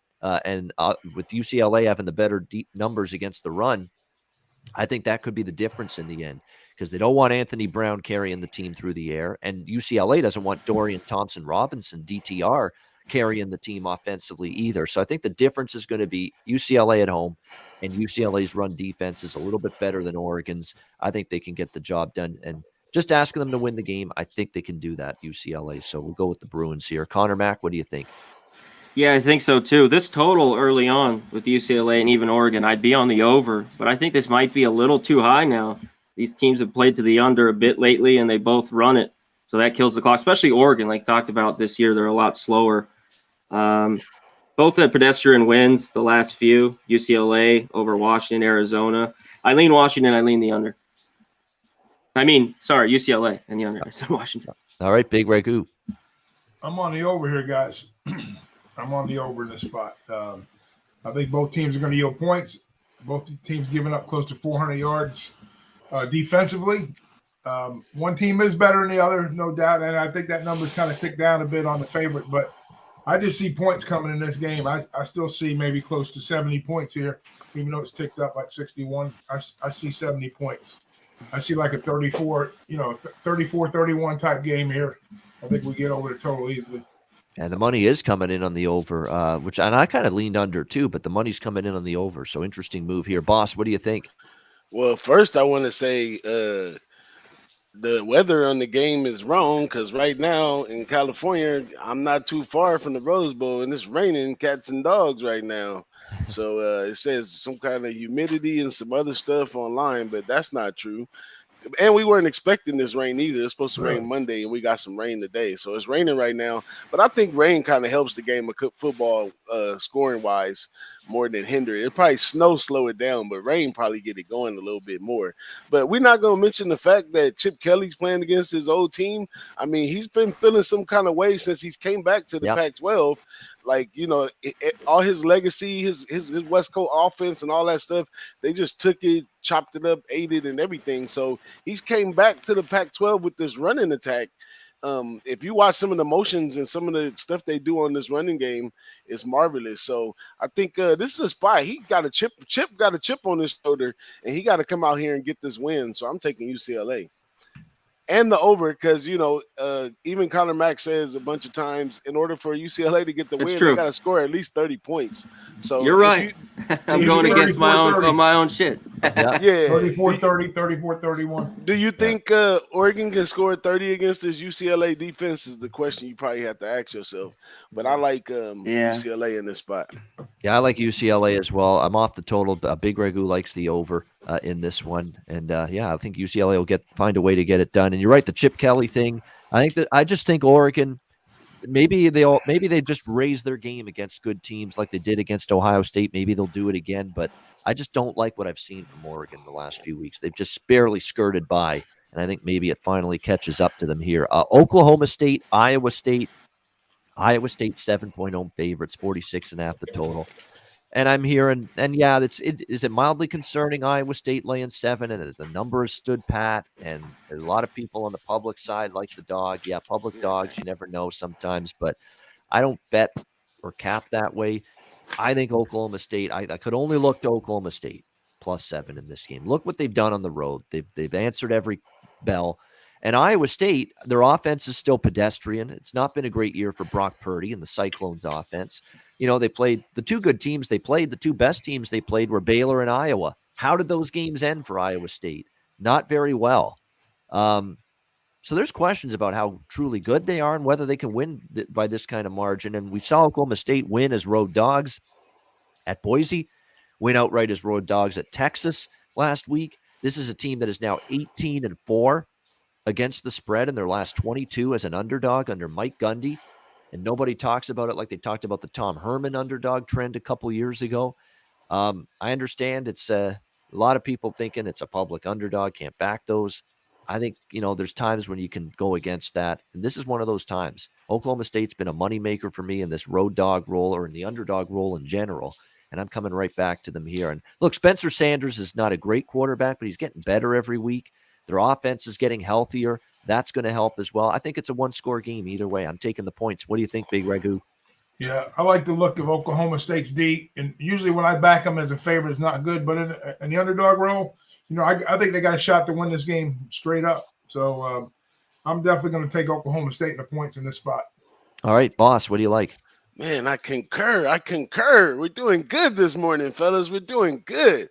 I like the points with Oklahoma State. I think this game comes down to a field goal or something like that. I guess, the line set was a little high off of Iowa State last week. And I capped them last week, and I took them and cash. They have a great defense. Everything is peaking high for them on defense.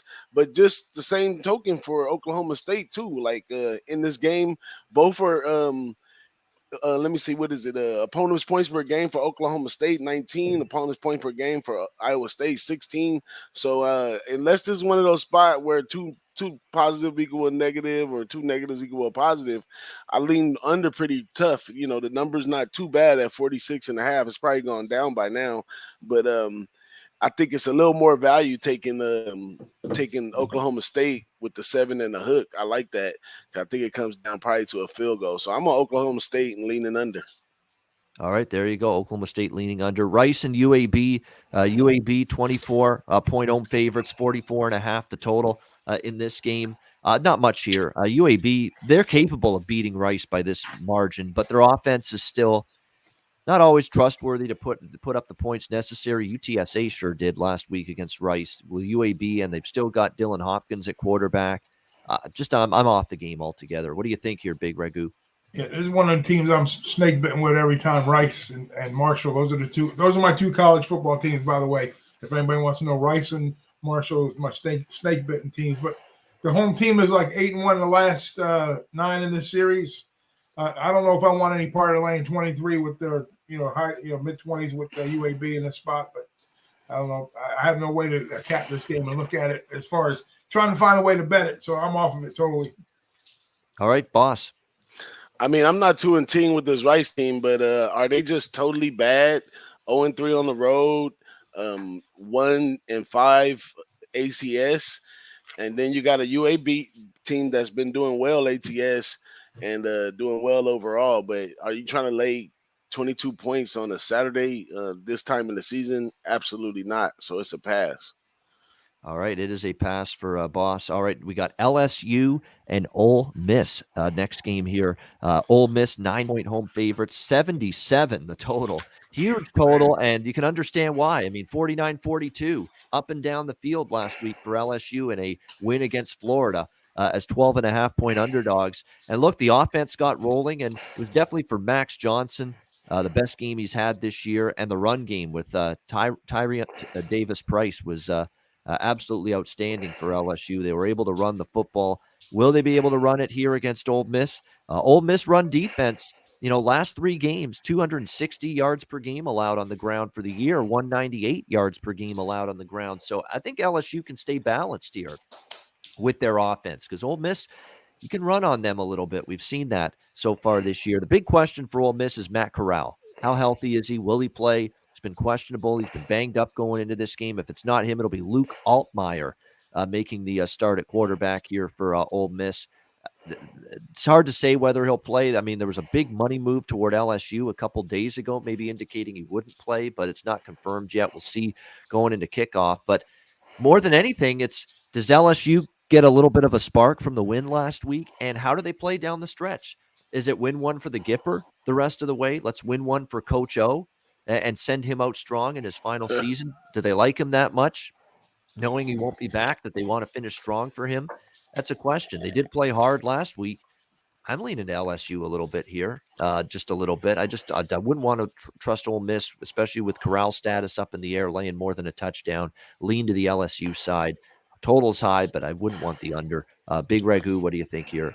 Yeah, if Corral doesn't go, you think that total gets up to that? That's a big number. And listen, he carried the ball 30 times against Tennessee last week, and he got banged up pretty good. So even if he was to play today, how he's not going to probably be 100% either way. So you gotta take a tick down on that spot. And with Ogeron situation in the locker room with LSU, that's another how the player's going to react to that coming out of the locker room this week too. But it would have to be LSU or pass, with the points in this spot here. It's a lot of points, but I think LSU is capable. The thing was in that Florida game when they beat Florida, they didn't. It's not like they stopped them. Florida shot themselves in the foot. The scoreboard didn't indicate they were still giving up yardage. So they'll give up yardage here in this game, but I think by margin, maybe not so much for Mississippi. Yeah, I think this game, like I said, at 9, I'm definitely only looking at LSU plus 9 here in this one. What do you think here, boss? It's a weird one right here. The line kind of flips me out a little bit. It seems as though if they wanted you to buy in on LSU off the win last week, they should have set it at like 7.5. But putting it all the way up to 9.5, I guess it kind of makes you seem like you got to take LSU plus the points. But I'm still fading LSU. Like, I feel as though the quarterback's a joke. Now you adding the drama to the team about the coaching thing. And these kids nowadays, they quitters. Soon they like, oh, put me in the transfer portal. I want to do something different right away. And that kind of morale in the locker room, like if we could cap every game from being in the locker room, we'll win about 80% of our bets. So this is one of those ones you really want to be in the locker room with these guys to see how they're going to react. I don't think they love Orgeron like that. He hasn't really done nothing for them. Although they won the championship, that was a whole nother coaching staff that he had in there, and they hung around for a quick little bit and left. And the best player on the team was a transfer from Ohio State. Yep. So, it's a lot of rocks to be turned over at LSU. I love this Ole Miss team, despite, the losses that they had to take. It's just so energetic on the field. They move around a lot. They like to score. But I don't know. The 9.5, I don't think I can get to the window. Maybe try to jump in live on this one or even first half. All right, Boston College, Louisville. Louisville, 4.5-point home favorites, 57.5 the total. I jumped in and took BC plus 6. It's down to 4.5. I still lean BC. I mean, Louisville's defense, not a defense I trust laying points. It's just not. Now, I know they're off a bye, and that does help, but Louisville didn't exactly find ways to win games before the bye week, struggling going into it. They lost back-to-back games in painful fashion to Wake Forest and Virginia. It's just not a team I trust to win by margin necessarily. That's going to be the issue for them. And Boston College, they've lost 2 in a row to Clemson, a tough one, low scoring. And then last week they get bombed by NC State, but turnovers did them in. A lot of mistakes. There was a punt return to block punt, or so there was a special teams touchdown too for NC State. They really didn't play Boston College as bad as that score would indicate. They just made a couple of big mistakes. And look, they're playing against a very good NC State team. I think when you look at this game here today, this could be a good bounce back situation for Boston College. I think it's down to the wire. Worst case scenario, I'm on the underdog here. Big Ragoo, BC, Louisville. Yeah, I think BC had a little bit lighter schedule than Louisville, early on. I mean, it doesn't matter now, we're in conference play without a doubt, but some of the numbers might be a little skewed here. But I would have to say I think Boston College is probably the better team physically. I know we got better quarterback play out of Louisville, but I would tend to lean taking BC plus the points here. I think they're getting right now. They're playing a little bit better football, and I don't know. They're 3-3 Louisville. They beat NC. They still had some tough games on the board ahead, but I'm not thinking they're looking ahead in this spot. I think BC plus is the way to go here.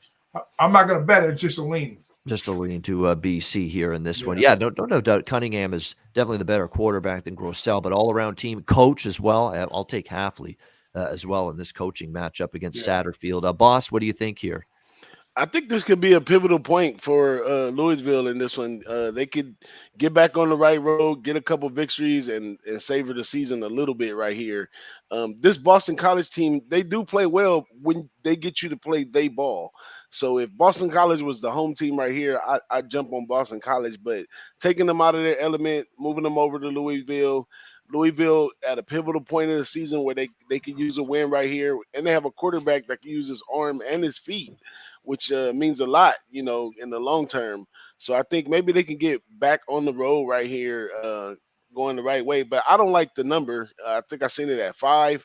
I don't like the number at all. This is probably something that I would put in the exotic or, teaser parlay or something like that with Louisville. Just throw them in the mix right there. All right. We got C-Mac back with us again. C-Mac, Boston College and Louisville. What do you like? I lean with Boston College a little bit. Louisville's just a team you can't lay the points like this with them. They seem they could barely win or they lose by 3. So just to lean, but I'd be on the points with BC. I'd lean over a little bit too. I think get up and over the total. All right, East Carolina, Houston. Houston, 13.5-point home favorites, 57 the total in this game. I lean dog and I lean over here. East Carolina's been good in the dog role lately. 3 straight as underdogs they've covered.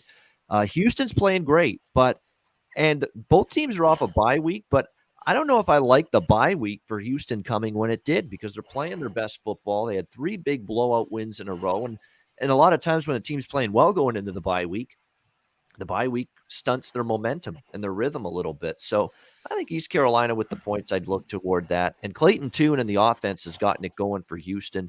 East Carolina offensively with Holton Ahlers, they've had some good games and some bad games, but I think they can do enough here. We're seeing Houston score more and give up more points, and they've gone 3 straight overs. So I lean to East Carolina plus the points and over 56.5 here. Conor Mac, what do you think here? East Carolina. I lean over a bit here as well. Houston's been really good. Man, I want 14 or 14.5 with East Carolina. I lean with the 13.5. They've been good as a dog. You're right, but Houston's been played well all year. Difficult one for me, but I have to take the points if I were to take one here. Big Ragoo. I like Houston in the first half to come out quick and put some points up. I think East Carolina road struggles a little bit to get going offensively, and I think the better team offensively is definitely Houston. So it makes sense if I can get less than a touchdown in the first half, I would lay it with Houston. All right, and Boss. Well, I talked about ECU. I like ECU. I like the way that they move the ball in the air. So I like them getting on the board today, and I like the over in this one. All right, next up, we've got Mississippi State, Vanderbilt. Mississippi State, 20.5-point road favorites, 53 being the total in this game. Mississippi State, I guess they're trying to bounce back after getting wiped off the map by Alabama last week, 49-9. We'll see if they can bounce back. Vanderbilt, I give them credit. 21-20 loss to South Carolina. and they benched Ken Seals and went with Mike Wright as their quarterback. He didn't play that bad, believe it or not. Not terrible, but not great, I should say, but not terrible either. They had a little bit more jump in their offense against a solid South Carolina team.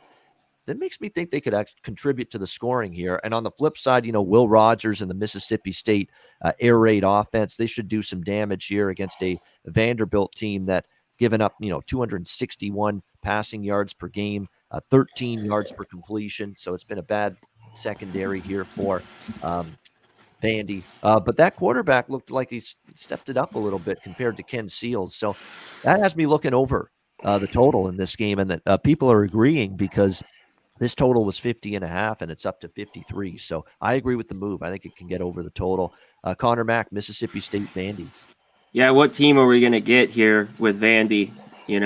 That lost to South Carolina by 1 or 42-0 Florida. I think a little bit in between. Seals had to go. That's just long overdue. I don't know why he's been in there that long anyways. I'm not going to play this one. I lean the points and over as well. I take the points with Vandy. I wish it was over 21, but 20.5 is enough, I think. All right, Big Ragoo. I'm going contrarian with you guys' total. I'm going to lean towards the under. It's a lean. Mississippi State is like dead last is downfield passing yardage, and that's going to bode well for Vandy to try to contain them, run wise. And but Vandy's not setting the world on fire, but who knows if last week was an aberration for them to score that many points. Maybe going forward they kind of get that little bit of spark that they were looking for. But I still think either way, both teams are going to struggle. And then more so Vanderbilt. But I don't. When I say struggle to cover that number, that's a big number for Mississippi State. So I would lean towards the under, if anything, versus trying to lay or catch points. All right, boss. I'm off this game totally. Another one of those spots where both teams are upside down in their scoring and their defense. Not something I want to get involved with. Speaking of not getting involved with it, that's the next game for me. Liberty, North Texas. Liberty, 21-point road favorite, 61 total. What happened to Liberty last week? My goodness. UL Monroe, 32.5 points. Finally happened. They lose. They laid one. Yeah. That's and now who knows how they respond. There's going to be people thinking they automatically bounce back and play a lot better here. Because they did lose to Syracuse and they hammered UAB the next week, but that's 2 losses now. And you're totally out of the running now for any New Year's Bowl games or anything like that. I'm not just assuming they just immediately bounce back and look great here. Unfortunately, North Texas last game, 49-21 against Marshall, non-competitive, terrible defense. I just want no part of it. I don't trust Liberty in a bounce back spot, and I don't want to really back North Texas. So it's a pass. What do you think, Con? Yeah, I don't want North Texas. They covered a couple games before. To me, Liberty, finally, like I said, just laid an egg. After 2 years, they were good. ATS for the last 2 years. It'd be Liberty or nothing here. I think they bounce back. I don't know what North Texas team's going to show up. They got a bad defense and no offense. So lean Liberty here. All right, Big Ragoo. Yeah, Liberty's still looking at wound. So, and I can't definitely back North Texas in this spot. They're not that good of a football team at all. So it's got to be Liberty first half or pass. All right, boss. I'm gonna say it to end it all. Liberty. It came to an end right here, man. No way you can. You gotta wait and see if this team is gonna straighten itself out or whatever. But the party's over, guys. Put your Liberty flags down. Although they're 5-2 ATS, we definitely can't trust them laying 22 after a loss like that. I agree with that. All right. Yeah, we did Wisconsin-Purdue earlier in the show, 420 Fuego. We kind of like Purdue plus 3.5 and the under in some form in that game. Early best bets. I guess we'll do that now. Just early. If it's an early game, what would be your favorite? I know it's Virginia Tech for Big Ragoo. He mentioned that earlier. Boss, an early best bet. Mine, I'll throw out mine. Mine would be, let me just see the real early games. Where did mine go? Oh boy, let's see. I'm gonna do Texas Tech against Kansas State. I'm gonna go with Texas Tech. I don't love the early games as much as the later ones, but Texas Tech for an early best bet. Connor, an early best bet if you got one from the noon games. No, I like Cincy first half. There's a few that I have some bets on, but nothing crazy best bet. And boss, any early best bets or no? Even money Texas Tech all day. Let's go. There you go. All right, 50, good stuff. 50. All right, awesome. Temple, South Florida. We've got this one pretty much near Pick'em. South Florida, 1.5-point home favorites, 55 the total in this game. I cashed with South Florida over the total against Tulsa last week. Their offense with Timmy McLean's a little bit better. I mean, 31 points, 32-31 loss to Tulsa. Temple is off a bye week, so it's definitely a scheduling advantage for them. Dewan Mathis, look, he obviously struggled against Cincinnati. A lot of teams will, but before that, he put up 34 against Memphis, and he's played pretty well in parts this year. And you go from Cincinnati to South Florida, that's a big drop off. So I think Temple's offense gets going. I'm not involved in the side, but I'm back on the over with South Florida and with Temple. I think Dewan Mathis, they're not playing Cincy now. He gets back on track and plays a lot better, and I think both teams can move the ball enough. Temple, South Florida, over 55 for me. Conor Mac, what do you think? I'm with you. I'm on the over here. I think both teams could get in the 30s in this one. Not very good defense, but I think both can score on each other. So, yep, over. Big Ragoo. Yeah, this is one I'm totally off, and I don't want to waste anybody's time. Boss. Same here, man. I'm off of this one. This Temple team coming off of a bye week. Who knows what we'll get out of that? No way I could take that game. I do lean Temple for sure, +2, because I trust them to win this game more than South Florida, who just aren't finding ways to win at this point in time. That continues to be their problem all season long, and I would lean with the points. I might actually bet Temple as well, even at +2, even though the money's moved already. Tennessee, Alabama. Alabama, 25-point home favorite, 68 the total. The big question is status of Hendon Hooker, although it's looking more and more that he's going to play in this game, and that's why there's been some money on Tennessee. And look, he is the only quarterback that can give them at least a puncher's chance in a game like this, because Joe Milton, they do nothing, I think, with him at quarterback against this Alabama defense. Alabama got right after the loss to A&M, throttling Mississippi State last week. I don't really have a strong opinion. I mean, I'm not going to take Tennessee here, but at least they have a little bit better chance to move the ball with Hooker likely going to be the quarterback tonight in this game. But I'll lean over, but I'm probably not going to get involved in it. Connor, Tennessee, Alabama. Yeah, I don't think I'm going to get involved. I talked about the first half teams. Bama, first half. I love taking them, but Tennessee's been really good. And will Hooker play? That's the big key. It's a game I'm thinking a lot about. I just have nothing right now. All right, Big Ragoo. This is Tennessee part 2, just like Oklahoma part 2. But it all revolves around Hooker. So if he gets banged up, which, possibly he can, Alabama has a knack for nicking up quarterbacks early in the game. We'll see what happens, how they scheme, how they try to slow this kid down. But I don't want no part of laying the 25 and change. And I'm not 100%. I'm sold on Tennessee's offense, but how are they going to stack up against Bama? Bama can be leaky at times. You can run the ball in Bama, go to school in those games with Miss and Florida. So hopefully Tennessee comes up with something good to make it competitive. All right, boss. This is a game I just really want to watch. I'm kind of going with the theory that Texas A&M just had a plan against Alabama, and that's how they got them. But is this just a dominant Alabama team that just can't be beat, other than somebody that has a plan? And does Tennessee have a plan to beat Alabama?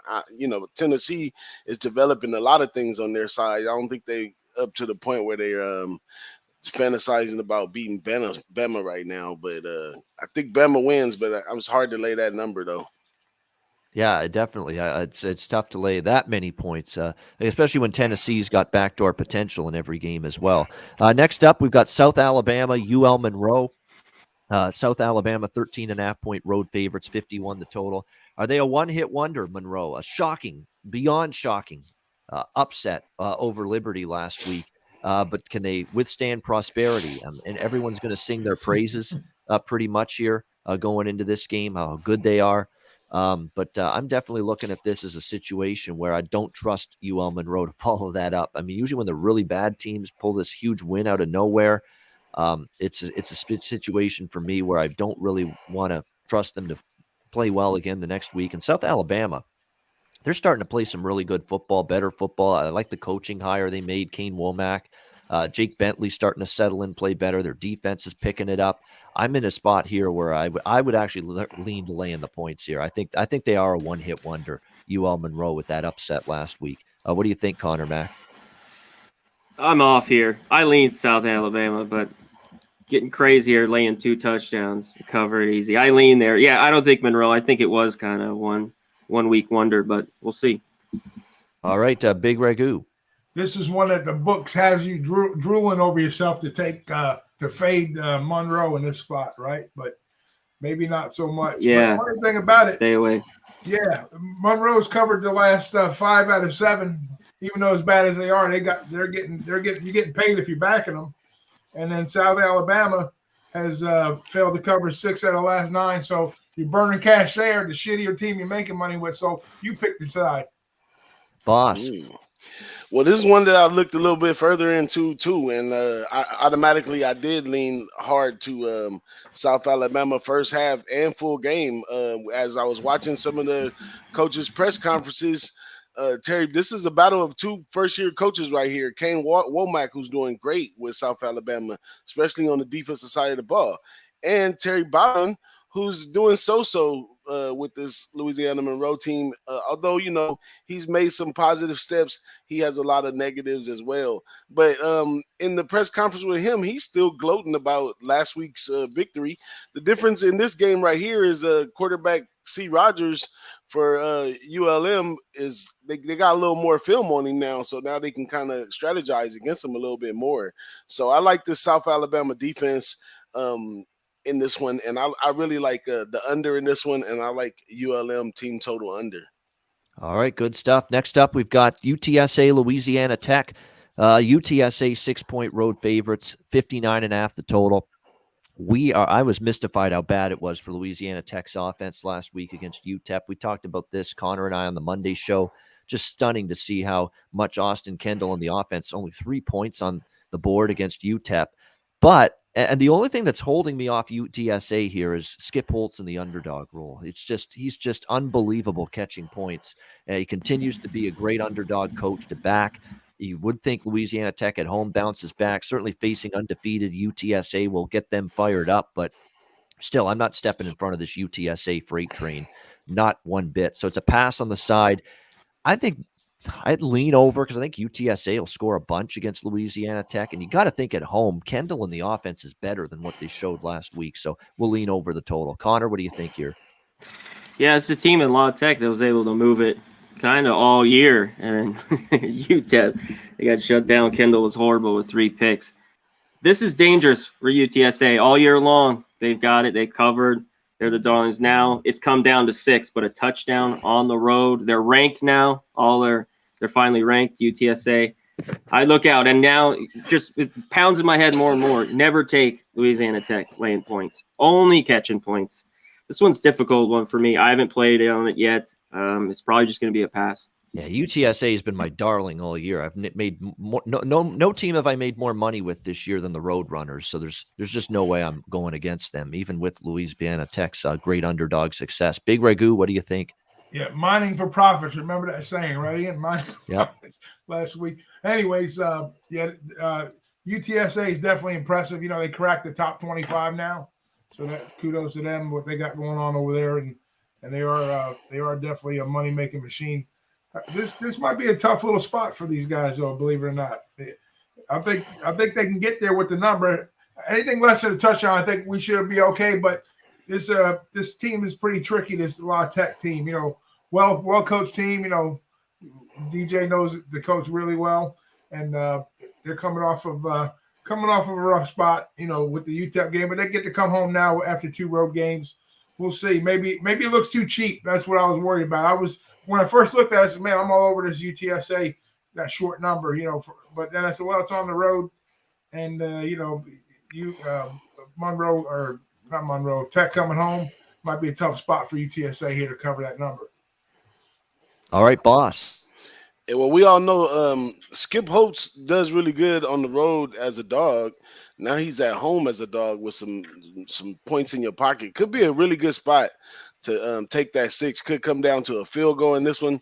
But if all the theory of this UTSA success is true, because they're trying to go into the conference, they rather get go into the American Conference than fall into the Sun Belt or something like that. So if they do really well, they'll probably go over to the American Conference where they want to be. And in order to do that, you got to beat teams like Louisiana Tech. So it's gonna be a tough test for them on the road, proving themselves right here. But Skip Holtz, that team has been like a little lackluster this year. So, I don't know how good they'll respond right here at home. But I'm going to stay off. But I would say I lean hard with taking the La Tech plus the points. Yeah, it wouldn't surprise me if this is a down-to-the-wire game, even though I love UTSA and they've looked so dominant because Louisiana Tech has this knack of playing up to the competition. So we'll see if they can do it again here tonight. Western Kentucky, Florida International. Western Kentucky, 15-point road favorite, 77 the total. Didn't bet the side, but I am indeed, even at 77, I'm on the over with Western Kentucky. I've just been cashing these overs with them all year. It's been cashing most of the season with this team. I think it could continue here. I think they'll pass the ball. This is a horrible Florida International defense. I think Bailey Zappi and the air raid can do serious damage against it. And on the other side, look, Florida International with their offense against a suspect Western Kentucky defense, they can contribute as well. You're going to get some decent pace on both sides, especially Western. They play extremely fast. I think even with a high total, it can get there over the total. What do you think here, Big Ragoo? I was thinking of a team total over, but I didn't get a chance to look it up. Breaking down, looking. I'm worried about FIU contributing towards that total, so I was going to maybe look at putting a team total together for Western Kentucky, but I haven't checked that number out. But that was my only look on this game because they can put the points up and they do it week in, week out. Yeah, 46.5 is the total for Western Kentucky, the team total. So it's a big one. Conor Mac, WKU, FIU. Oh, that's all right. I've been cutting out here, so let me know if I am the internet. I like Western Kentucky a little bit. It's a high, though, this number. They've been one of the better first-half teams, and for only 2 wins, this team can light it up. I think this is one where they could get an easy win here against FIU. All right. What do you think, boss? Now, I caught Western Kentucky slipping last week and hit the under with them at 66. This week, it goes up a little bit higher. I don't think I ever betted over 77 in my life, but this game just screams over. Like both defense, this is a 121st defense versus like the 122nd defense, and 123rd ranked defense against 121st, and they beat passes. Looks like going to be about 80 pass attempts in this game, which all point to the over with no defense on the other end. So I'm not going to lay it, but I kind of want to make my first over 77. I'm not sure, but I definitely can see this game getting way up there. I think so, too. Juan Martinez, $20. Thank you so much, Juan. Appreciate it. Shout out to you. Thank you very much. And you're one of the many people why we do these shows. San Diego State Air Force, 3-point home favorites, 39 the total. I liked San Diego. I bet San Diego State plus 3.5. Few days ago. 3, I don't like it as much, but this feels like a tight game right down to the wire. And look, both teams want to be run-heavy offenses. I think, and San Diego State's definitely played a lot better than I thought they would coming into the year. They've impressed me, actually. So I lean to the Aztecs here as a dog in this one. Usually in Air Force games, you take the underdog, regardless of whether it's Air Force or their opponent. Usually you're in a good position. What do you think, Connor? San Diego State Air Force. Well, if you like San Diego State, there's no more 3s. It's all 2 and 2.5s. So I also lean the under. Sorry, I was on first half. There is 3s. Sorry, I'm goofed here. I lean under. I lean the Aztecs plus 3. All right, Big Ragoo.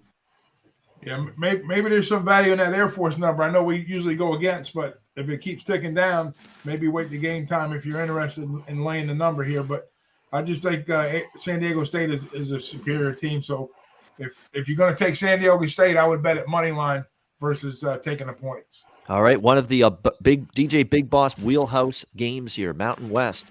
Here we go, San Diego State Air Force. Man, it's probably one of the only Mountain West games that I want to play today, and it's just a play off of fading Air Force. I just still, even though they continue to win, I still don't trust their pass. Now they're playing one of the best run defenses in the Mountain West, and hopefully they could slow them down, and then, hopefully with San Diego State pass defense, they can shut the pass down and come home with the victory. The only way to bet it is on the money line for San Diego State. I wouldn't even want the points to go with it, but it's just another shot to knock off Air Force. I don't see Air Force long term in the Mountain West. Eventually, I mean, Hazik Daniels, though, he's playing out of his mind right now. He is. And Air Force, they almost 5 years older than all the other players, so the defense is doing well as well, especially covering the pass as well. But this guy over here with Brady Holcomb, what's the quarterback name? I forget. But that guy, Brookshire, there you go. He's just been stinking up the field right and left, but they still been finding out ways to win. That's the miraculous part of it. But gonna take another shot at getting rid of Air Force. This time I can get a little plus money on the money line. Let's go, San Diego State. All right, taking the Aztecs here. All right, and this is the best game of the Mountain West. One of the better games of the day, to be honest. Nevada and Fresno State. Fresno State 3.5-point home favorite, 63.5 the total. I'm on the dog, Nevada, plus 3.5. I think this is like a down-to-the-wire game, too. Two great passing teams, two great quarterbacks, Hayner and Carson Strong. Suspect defenses as well.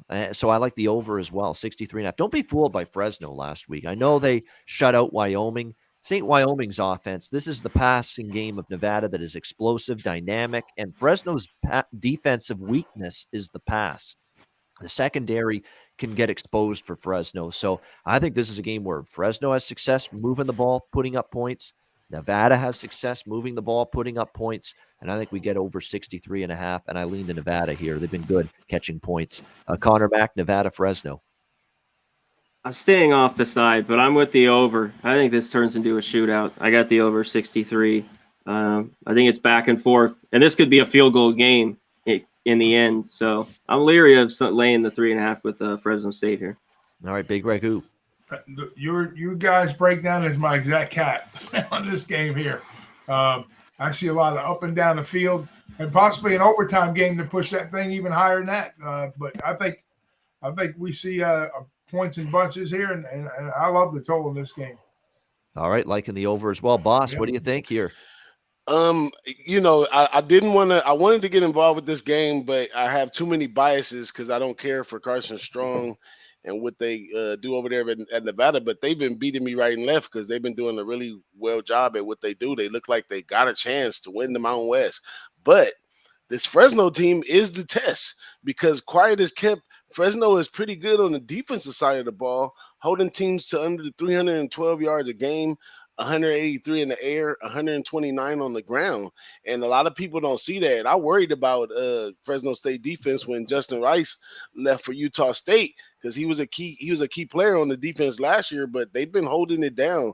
So on the field, from what I've seen, I feel that Fresno State's the way better team in this one. You got a way better quarterback with a way better offensive mind going, and you got a defense that's improving over here. So I'm probably going to lay it. I wouldn't tell nobody else to lay it, but I'm going to take Fresno State in this one.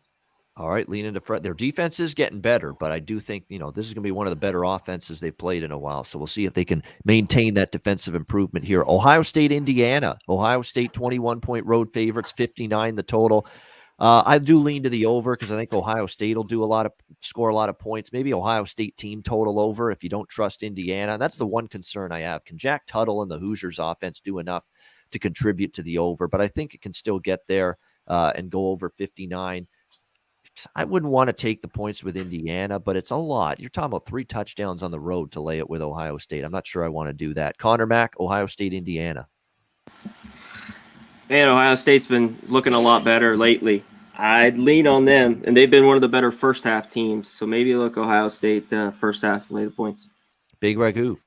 Yeah, definitely Ohio State's playing better. Indiana, a lot of inconsistencies, and that offense is struggling here. So, and Ohio State, they're not the defense they once were, but, laying 3 touchdowns here, maybe like Connor says, maybe a first half look on Ohio State.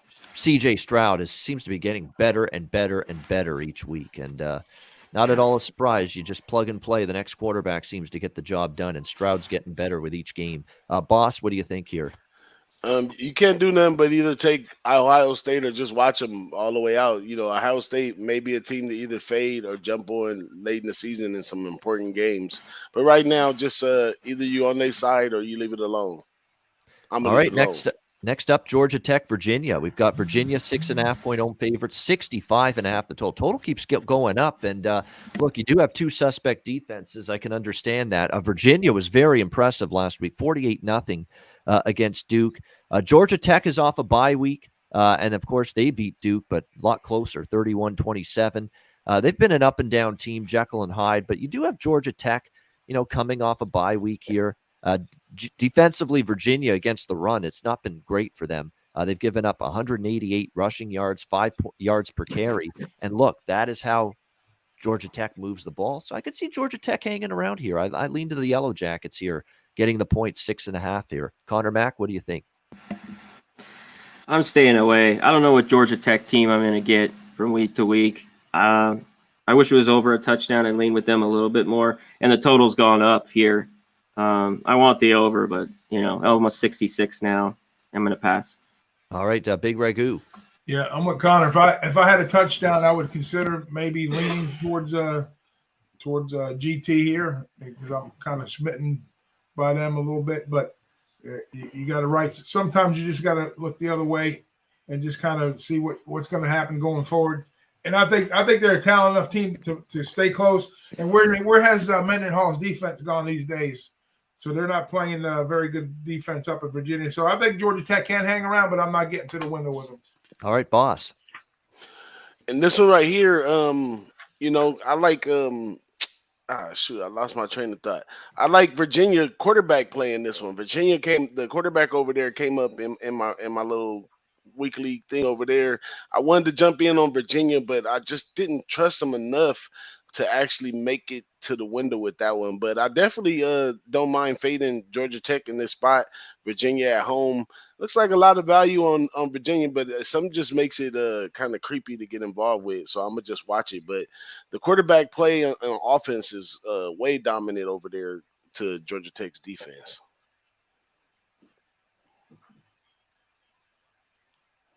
Now Ian's mic is muted.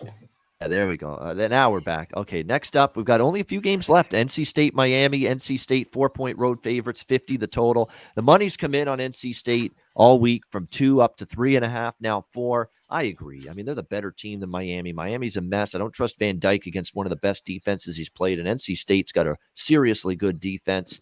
And NC State, good win for them against BC.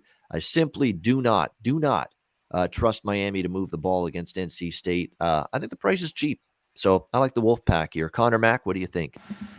Yeah, I think it's too short, Miami. I need more points than this to take Miami. So I lean the Wolfpack as well, even at 3.5, 4. Big Ragoo. Yeah, same here. I mean, they're number one on third down. NC State giving up 25% on third downs. I mean, that's where I put a lot of stock in third downs and turnovers, and they lead the nation in that in the short number. I'm still not going to get to the window, though. 3 points, maybe I get to the window. All right. What do you think here, boss? I never thought it'd be a spot where I'd be looking at Miami as a dog to NC State. That says a lot about Miami. I being a Notre Dame fan going back in the day, I got a lot of respect for those guys, and they recruit decent athletes. I expect a lot much better out of them than to be a dog right here in this NC State. So if I were to play this game, I would just go contrarian. You got to, these are kids playing right here. These are schools, money's involved, all kinds of stuff. Technically, Miami, I would say, is the bigger school in this one. More quality athletes, just maybe not playing to their best potential right now. But I would lean with taking Miami right here plus the points.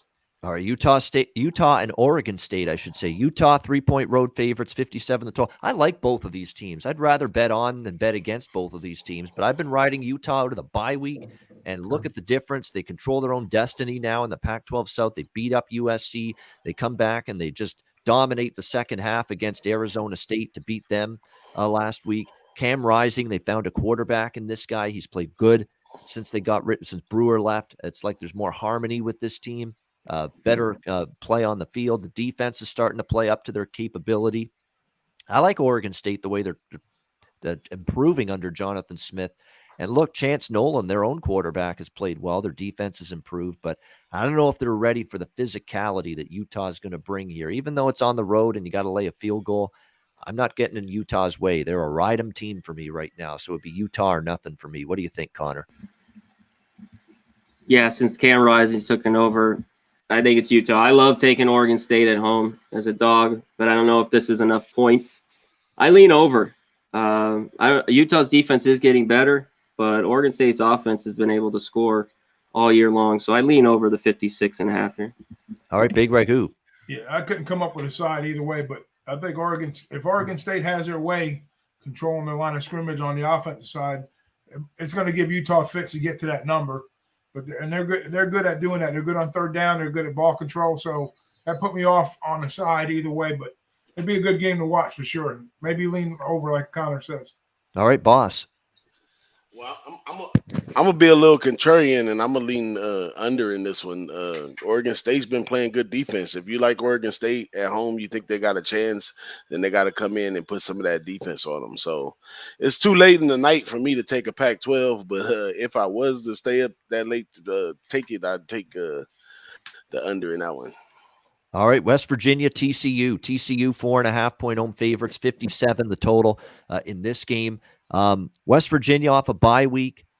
Neil Brown, by the way, with time to prepare off a bye week, he's got a history of overs in games where he's got a bye week. Going back to when he coached Troy, because he's an offensive-minded guy, puts wrinkles into the playbook. I could see that here. And look, TCU's defense has just been such a disappointment. We've talked about it every week. They've given up 31 points or more now in 5 consecutive games. I think West Virginia can get their offense going. It's not a great offensive team, but I think Jarrett Doege and the offense with the extra time to prepare, a guy that's done good with his teams offensively with extra time to prepare, and Neil Brown can definitely help this offense out. I think TCU can certainly move the ball as well, Max Duggan. So I lean to the over here, actually, at 57.5. And I'm still not ready to lay points with TCU at home. You look at TCU's schedule, especially with West Virginia off the bye, but TCU, barn burner game with Oklahoma, Texas Tech, Texas, SMU, Cal, all down to the wire. They've had trouble covering as home favorites, and now here they are once again in a home favorite role that has been tough for them in recent seasons. So I lean to West Virginia, and I like the over as well here. Conor Mac, West Virginia, TCU. Yeah, it seems like they give up 30 points to everybody. So can West Virginia get there? Yeah, and no way I'm going to lay 4.5 with TCU. I'd only be on West Virginia. Big Ragoo. Yeah, Max, where's the defense gone in TCU right now? This is one of the teams that scores points. I mean, they all score points in the Big 12, but half the teams play defensively, half play offensively, and this team's in offensive mode right now. So they're just riding that Max Duggan train, to see if they can outscore their opponents. And I believe they will give up some points, but I still think they'll score a touchdown better than West Virginia can. I don't like the travel spot for West Virginia here and TCU coming home. Even though they have disappointed, I think this is a game that they can cover the number. All right, boss. That's a total pass for me. These just two janky teams. If I look at it any way I see it, it's just a pass for me. Yeah, absolutely. Janky teams. I love that term. South Carolina, Texas A&M. A&M 19.5-point home favorites, 45 the total. By the way, it's going to be Zeb Noland at quarterback because Luke Doty's out for the season with a foot injury now. And Zeb Noland is not a quarterback I trust on the road to move this offense against the A&M defense. So do I want to lay 19.5? No. But am I trusting South Carolina's offense on the road against this team? No. It's a pass on the side, maybe a lean to the under, if anything. Conor Mac, South Carolina, A&M. Yeah, this was a pass for me on the side. Can it stay under? I mean, South Carolina has a tough time scoring. Their defense has been pretty good. So, yeah, I lean under a bit in this one as well. Big Ragoo. Yeah, I'm off this game totally. I was trying to look for a way to bet South Carolina on a team total side, but not with the backup coming back and Doty gone. So it's a pass for me. I don't want to lay triple digits with or triple scoring opportunity for A&M here because I'd lean under if anything. All right, boss. I like this one right here. we talked about it on this show. I think we hit it on the nail. I think Fisher held the playbook back to late to after he seen Alabama, because as we've been seeing going forward, the offense is it's a new beast at this part of the season. So I would go Texas A&M or pass.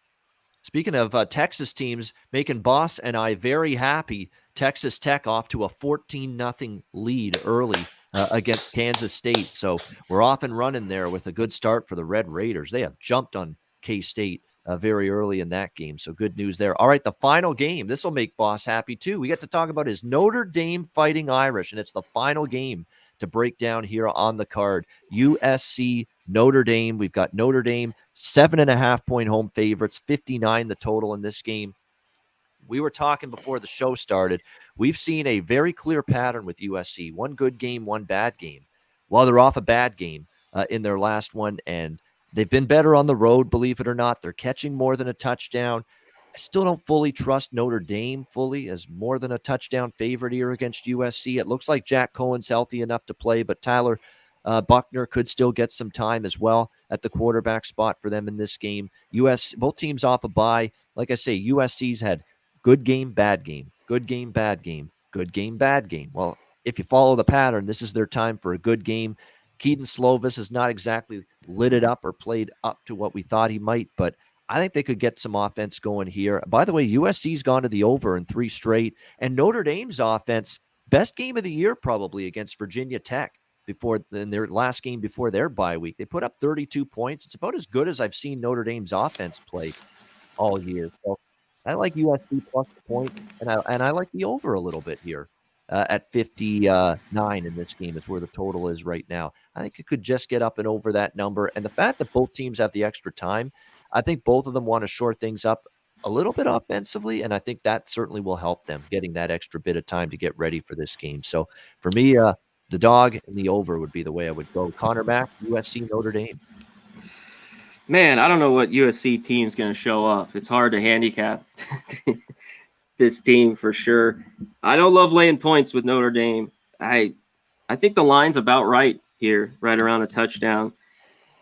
It could get over, but I lean under a little bit. SC, though, they give up a bunch of points. I don't know what defense is going to show up, but I think Notre Dame will be solid. So I lean under a bit in this one. If I had to, I take the points with SC. I'm probably going to stay off. All right, Big Ragoo. Hey, so Notre Dame's only played 2 road games this season. Now they get to come back home and play USC, Navy, North Carolina Navy. They got a lot of home games. You're lucky, man. But in this spot here, I think that's where they feast at home. I think they, even though they played some Big Ten opponents, which they come out victorious by margin in all those games, by the way. So now you get a Pac-12 team coming into town. Are they going to be sleepy Notre Dame and play that close game they like to play? Or are they going to just kind of hold it down defensively and or let USC score points? I would say the earlier. I think Notre Dame will play a tougher game at home and under the bright lights for the home team. Notre Dame gets the job done. Take Notre Dame, lay the wood. Lay the wood with Notre Dame. Yeah, USC's flighty. I mean, I'm on USC, but do I trust them fully? No, it's just this is usually their spot to play better because they didn't play well the last game. Like I said, that's been their pattern so far. What do you think here, boss, for the Fighting Irish, your beloved Notre Dame against USC?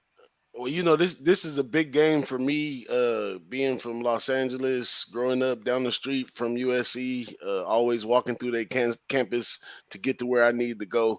Steadily a Fighting Irish, but it's a dynamic game for me. I don't think I'm going to really lay a bet on the side.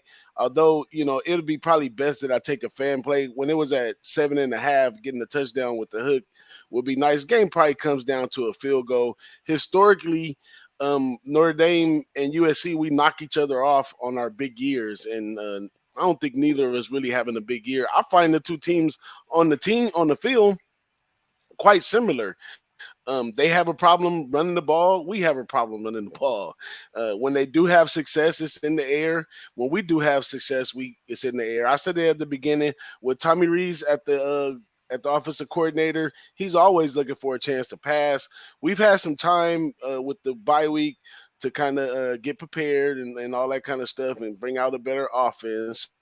So I think the offense could do a lot better, and I'm leaning real hard on the over. I'll probably get to the window with the over, but I think I'm gonna look for some in play in this game. I got to go off of emotion in this one, but everything's in the play. Notre Dame scoring 7 points in the first quarter. That's in the play because USC defense is like whatever. And maybe first half over, full game over. Like for some reason, I don't think it's a chess match to Kelly in this one. Like we both kind of like on down years. I expected Notre Dame to get 3 losses this year. We got one already. We could get shocked again today. The drama over there on SC could bring it out of them, So we pretty much evenly matched all the way down to the coach, though. We got a way superior coach going on over there, and USC is traveling. So we got a good chance to win the game as well. But I'm going to stay off of it and watch the game, and this is bragging rights for me amongst my friends. Like I get all the hate mail on the line and all that kind of stuff, and I've been going at them all week though. We got lost boss. We lost the boss man. His internet cutting out. Must be on that Cox connection. That's got to be it for DJ. I'm having a problem all of a sudden. I know. It's just that's what it is. But we'll see if we can bring him back, hopefully, because we got best bets to wrap up the show in just a second. Again, thanks to everybody for joining us again today. Hit the like button on the way out. We'll get to best bets in just a second. First, messages from Manscaped and Southtown 101.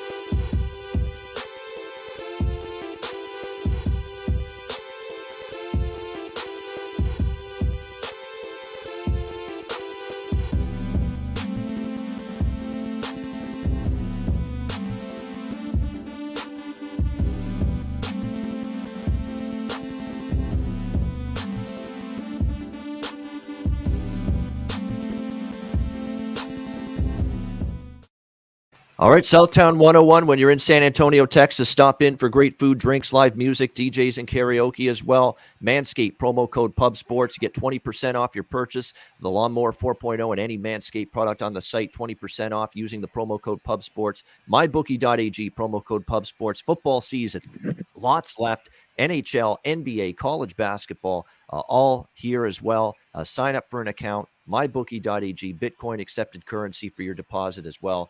MyBookie.ag, promo code PubSports. All right, it is best bet time. AT33NC with the $5 dono. We appreciate it. Thank you very much. iHeavy 08, $20 dono. Thank you heavy, so man. much, you guys. Shout out. We love doing these Saturday shows. We're one of the few platforms that does a Saturday college football show. We're the only one that does one every single game on the board. And so to see you guys enjoying it, helping us out, hitting the like button, donating to the channel, it's much appreciated. Yeah. Words, we be pumping. Words to describe it. That's for sure. Salute to everybody in the chat joining us here on this show today. Best bet time, guys. We'll start with you, Conor Mac. What do you like for best bet? Man, there's a few on this card this week that it's hard to narrow it down. Well, a lot of people like both sides of this game. Iowa State, Oklahoma State. I'm on the under, 47.5. I think it's a defensive game, two good teams. And I think you got enough room there. So I'm on the under, 47.5, Oklahoma State, Iowa State. All right, Oklahoma State, Iowa State, under 47.5. Best bet for Conor Mac. Big Ragoo, what do you got, best bet? I'm sticking my foot in the water in my man's conference out west there, the Mountain West, where he does it best. I'm going to try to do it good today. Give me Fresno and Nevada over the total is my best bet today. All right, there you go. I like that one too. Nevada, Fresno State over 63.5. Best bet for Big Ragoo. What do you like here, boss? Best bet? I guess it's going to be a best bet that I got from this show right here that I'm really liking overall today, and that's BYU -4. Think they bounce back. Very good. All right, BYU -4 against Washington State. Best bet for DJ Big Boss. And best bet for me for this card. It's an interesting one. I'm going to end up going with for my best bet. Let's see. I'm going to go with Boston College here. +5 is out there, the best number possible. Boston College +5 against Louisville. I don't trust Louisville laying points. I think Boston College is a better game in them than the one we saw last week. And I think we get a close game at least. But Boston College might even be able to escape with the win, but take the better defense with the points. Better coach, too. I like Halfley, the job he's done. Boston College +5 against Louisville for my best bet. And that'll wrap up this edition of the Saturday College Football Kickoff Show. Thanks to everybody in the chat for joining us. We will be back next Saturday, 10 a.m. Eastern, 7 a.m. Pacific. We'll do it all over again with the Saturday College Football Kickoff Show. UFC live stream coming up, top of the hour. 1 p.m. Eastern time right here on Pub Sports Radio. Make sure you tune into that. NFL Pub Up with Jimmy the Bag tomorrow morning, 11 a.m. Eastern as well. For Big Ragoo, for Conor Mac, for DJ Big Boss, this is Ian Cameron. Have a great Saturday. Enjoy the games and good luck. We'll see you again next Saturday. We'll do it all over again. College Football Kickoff Show right here on Pub Sports Radio.